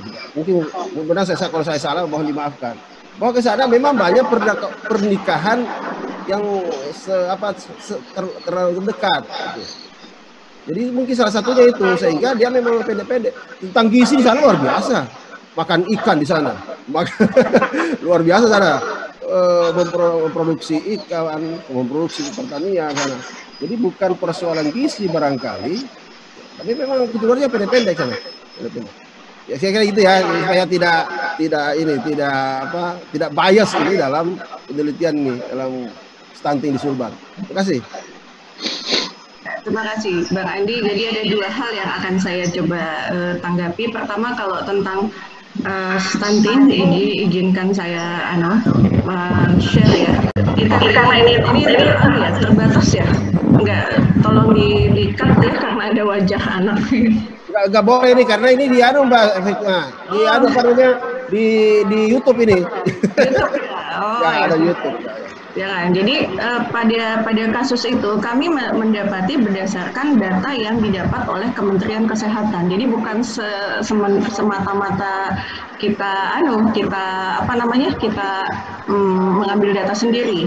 Jadi data itu dibuat oleh Kementerian Kesehatan. Kemudian kita coba klarifikasi ke sana, melakukan kunjungan. Indikatornya tidak semata pada pendek saja, Bang Andi. Jadi indikator stunting ini tidak semata pada ukuran tubuh terkait dengan tinggi. Jadi Kementerian Kesehatan sungguh-sungguh.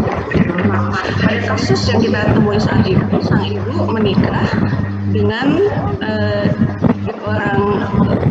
dengan 3 orang ayah yang berbeda, punya 3 anak dan 3-tiganya berbeda ayahnya, dan posisinya dalam kemiskinan yang sangat tinggi. Jadi itu yang kita upayakan untuk supaya beliau akhirnya putra-putrinya dijadikan anak asuh oleh tetangga-tetangga terdekatnya, dan kita juga memberikan beberapa advokasi baik itu kepada DPRD, pimpinan DPRD setempat, kemudian pada Kementerian Dinas Pemberdayaan Perempuan, lalu kita juga sampaikan itu rekomendasi kepada Kanwil Agama ya, kita kunjungi beberapa stakeholder gitu. Ini memang PR bersama. Saya melihat lebih baik kita melihat bahwa kasus itu ada sehingga kita bisa menghitung strategi yang terbaik untuk mengatasi kasus itu daripada kita tutupi, tapi kita jadi tidak bisa membuat strategi secara benar karena kita berpikir dia cuma butuh 10, ternyata kebutuhannya 20. Makanya khusus stunting dari Badan Dunia sendiri pun sudah memberikan warning pada saat itu kepada Indonesia untuk wajib segera ditangani. Maka kebijakan kami saat itu adalah bukan lagi mengatasi stunting, tetapi memerangi stunting, combating stunting gitu. Itu yang ada. Hanya ya sekarang tertimpa lagi dengan adanya pandemi, belum melakukan evaluasi kembali. Mudah-mudahan kalau ada kesempatan dan peluangan bisa kembali melakukan evaluasi kembali terhadap masalah stunting ini. Nah, itu tentang stunting di Sulawesi Barat. Yang selanjutnya tadi terkait sudah disinggung 2 kali baik oleh Bang Andi maupun Bang Heri terkait dengan menyapa bayi yang berada dalam kandungan. Kalau tidak salah waktu itu Kementerian Kesehatan pernah melakukan penelitian dan kalau tidak salah juga itu di Kalimantan Selatan. Jadi kepada penelitiannya bersifat longitudinal kepada para ibu hamil dibacakan diberikan simulasi sedemikian rupa supaya pertumbuhan anak khususnya perkembangan otaknya bisa berjalan lebih optimal. Ternyata dari salah satu rekomendasinya itu ada 7 surat yang memang bahkan lebih optimal dibandingkan dengan ketika didengarkan tadi Beethoven ataupun musik-musik klasik lain. Nah, 7 surat itu antara lain selain Al-Fatihah, kemudian Ar-Rahman, nanti saya lupa lagi, takut saya salah. Nanti saya akan coba share dari 7 surat yang dibacakan itu. Tetapi teknik membacanya adalah murotal. Lebih baik dibaca oleh ibunya langsung. Jadi bukan dibaca secara dikirokan, tetapi murotal oleh suara ibunya langsung lebih utama, kalau tidak oleh suara wanita. Jadi bukan suara bapak-bapak ternyata, suara ibunya yang direkomendasi dari hasil penelitian tersebut. Nah, tapi kalau bapaknya ngaji kan ibunya tentram.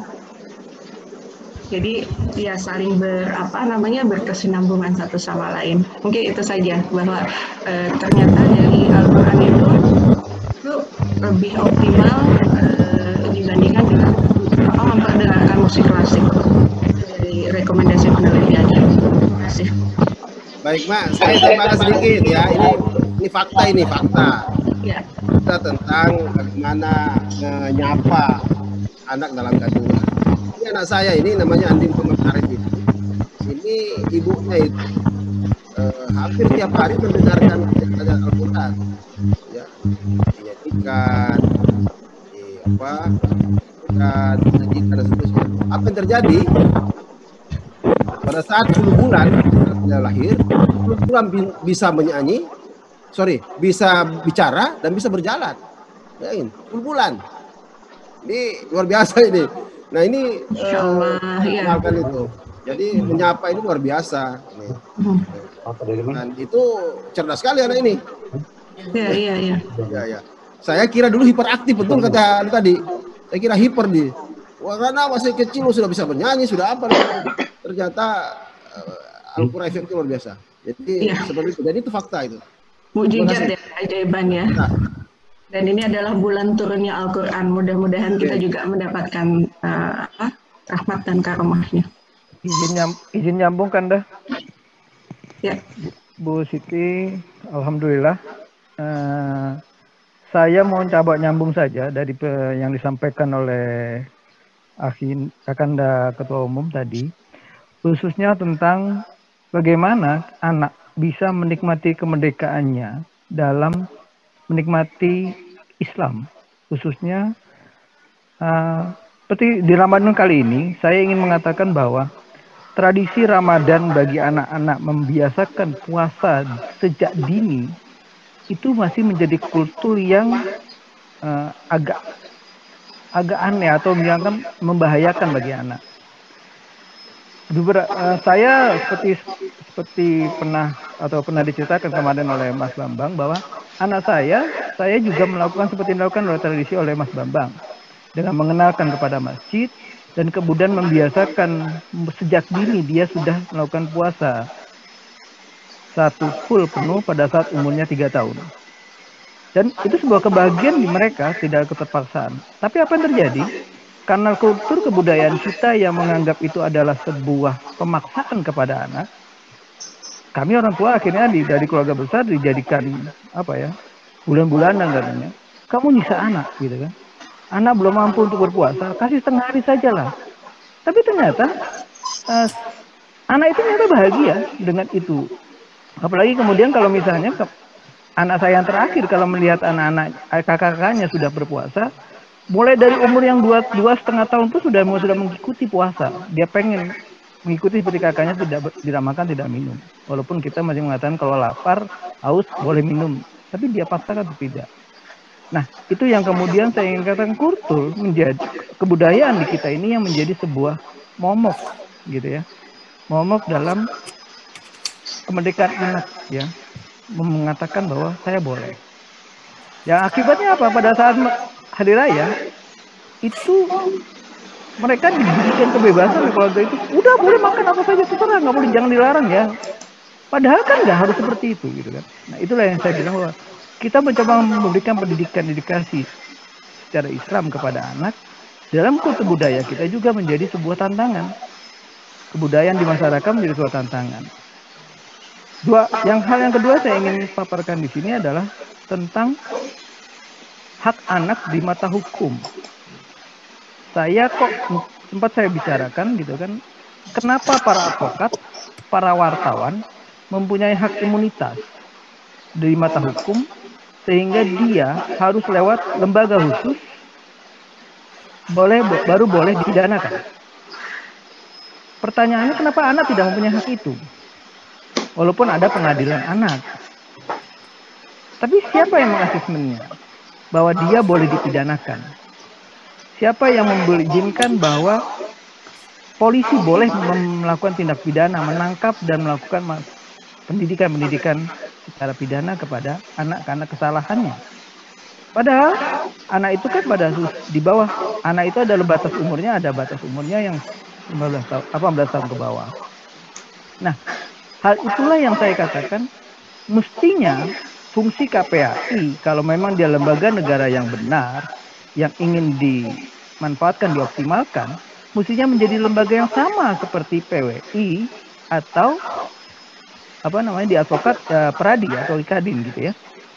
Sehingga hanya dari izin para KPAI lah anak itu baru boleh dipidanakan setelah asesmennya. Mestinya begitu, tapi undang-undang kita tidak mengoptimalkan fungsi itu. Nah, apakah masih mungkin gitu ya?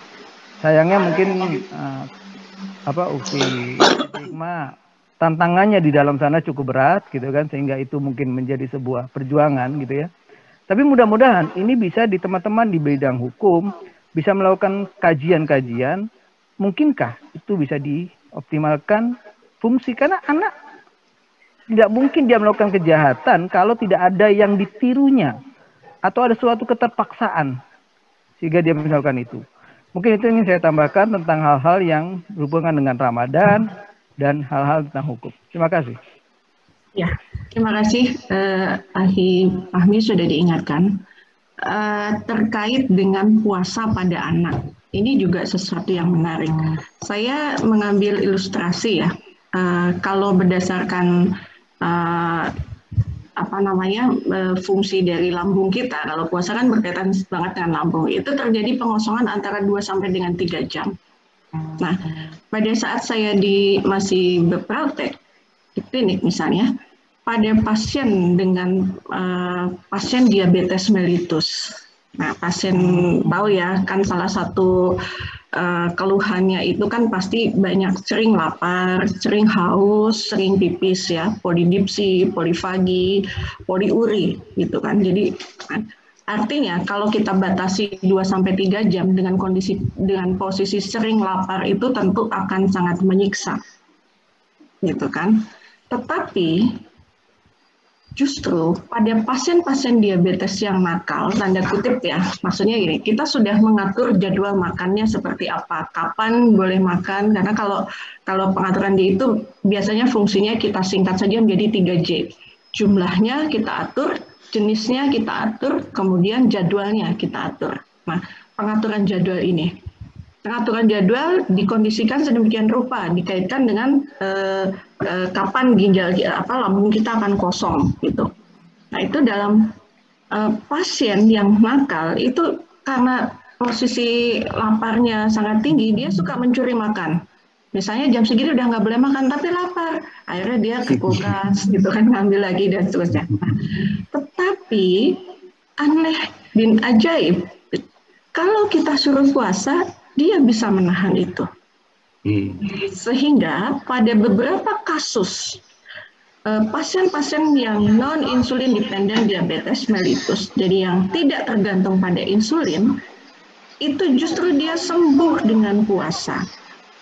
Dan pola itu pun apabila sama diterapkan pada anak dengan merangsang sedemikian rupa. Jadi kenapa kita harus benahi dulu pola makannya? Kalau orang diabetes itu saya suka pasien-pasien itu saya suka suka motivasi, Pak.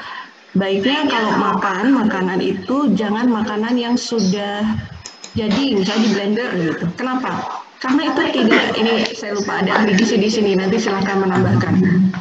Kenapa? Karena tidak memberikan ancang-ancang bagi tubuh. Orang dengan penderita diabetes itu bisa yang tidak tergantung insulin bisa dua hal. Pertama, insulinnya kurang, ya, atau insulinnya tidak ada. Orang yang insulinnya kurang kenapa? Karena bisa jadi dulu sekarang dia kegemukan. Produksi insulinnya misalnya katakanlah 50 cc gitu kan untuk berat badan 100 kilo gitu katakanlah. Sekarang dia sudah 200 kilo. Tentu nggak cukup insulinnya. Makanya kita turunkan. Nah, atau dia sebetulnya karena faktor usia, proses bikin insulinnya tuh lama. Bapak Ibu bisa bayangkan kalau dia makan makanan yang sudah jadi, yang sudah di blender katakanlah, yang sudah langsung tinggal blend, maka tubuh tidak punya waktu untuk memproduksi insulin. Kenapa? Dengan adanya Ramadan, kita dianjurkan baca doa dulu sama-sama dan terusnya secara tidak sadar menstimulasi otak kita untuk, halo, kamu baru produksi insulin untuk jam 6. Jadi tubuh punya kemampuan, kesiapan untuk memproduksi insulin jam 6 sehingga pada saat itulah terjadi kurva yang menjadi normal kembali. Dari pola hidup yang tidak teratur, begitu lapar makan, insulin belum jadi. Pada pasien diabetes yang lapar itu bukan mata, bukan otak, tetapi sel dalam sel tubuhnya. Dia makan tapi nggak masuk ke dalam sel akibat tidak adanya insulin, sehingga sel zat makanan itu hanya berputar pada pembuluh darah, tidak masuk ke dalam sel itu. Nah, jadi pada anak ketika kita ajari dengan kondisi taman tadi ya, taman siswa ya, dengan riang gembira, diberikan motivasi, maka tubuh akan melakukan penyesuaian. Ya, karena ketika dia tidak siap, silakan buka, belum ada kewajiban. Gitu. Jadi itulah fungsi orang tua, mendampingi anak, memberikan motivasi. Ya, seperti tadi, kita cuma memotivasi kok, mengajarkan karena anak sendiri sudah dipersiapkan perangkapnya secara baik dan sangat sempurna oleh Rob kita. Terima kasih. Sedikit menambahkan barangkali, melanjutkan Mbak Hikmah ya. Ya, ke Bang Andi ya, jadi berkaitan dengan stunting tadi memang betul belum tentu nanti pangan di sana cukup, tidak memungkinkan orang tidak stunting. Jadi memang bukan itu. Jadi memang gizi itu Mbak Hikmah mungkin kita bisa sharing. Pertama tergantung dengan pendidikan ke keluarga itu. Kemudian juga pengetahuan gizinya gimana begitu. Yang berikutnya adalah pola konsumsi. Jadi memang pola konsumsinya, kalau hanya bisa saja orang yang tinggal di pantai, tapi dia bisa kurang yodium gitu. Karena ternyata dia tidak pernah mengkonsumsi ikan, hanya dia tidak, karena udah alergi, mungkin sudah bosan makan ikan begitu. Nah kemudian juga tergantung yang paling penting lagi adalah tergantung dengan income-nya, Bang Andi. Jadi 4 hal ini barangkali pendidikan, pengetahuan, kemudian pola konsumsi dan income ini salah satu yang mempengaruhi kenapa terjadi kurang gizi. Nah, salah satunya stunting itu. Terima kasih. Ya.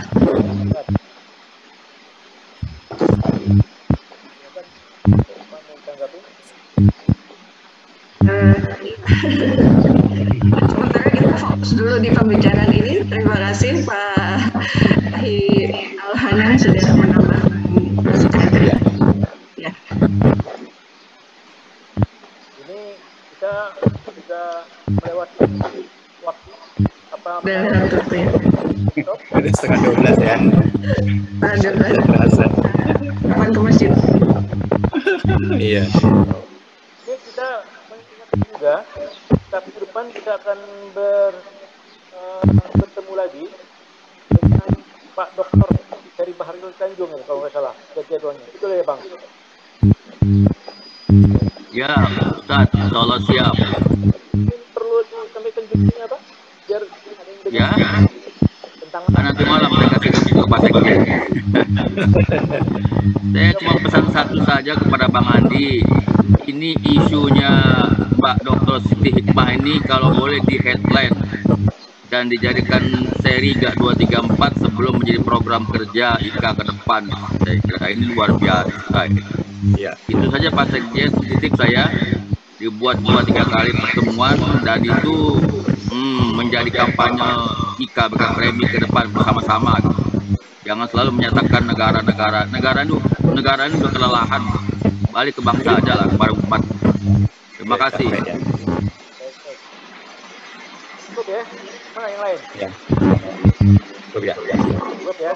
Jadi hari ini kita batas dulu. Mudah-mudahan kita berjumpa lagi pada Sabtu Ahad yang akan datang. Dan sebagai penutup saya minta kembali Ustaz Abdul Karim untuk membacakan doanya. Ustaz masih ada?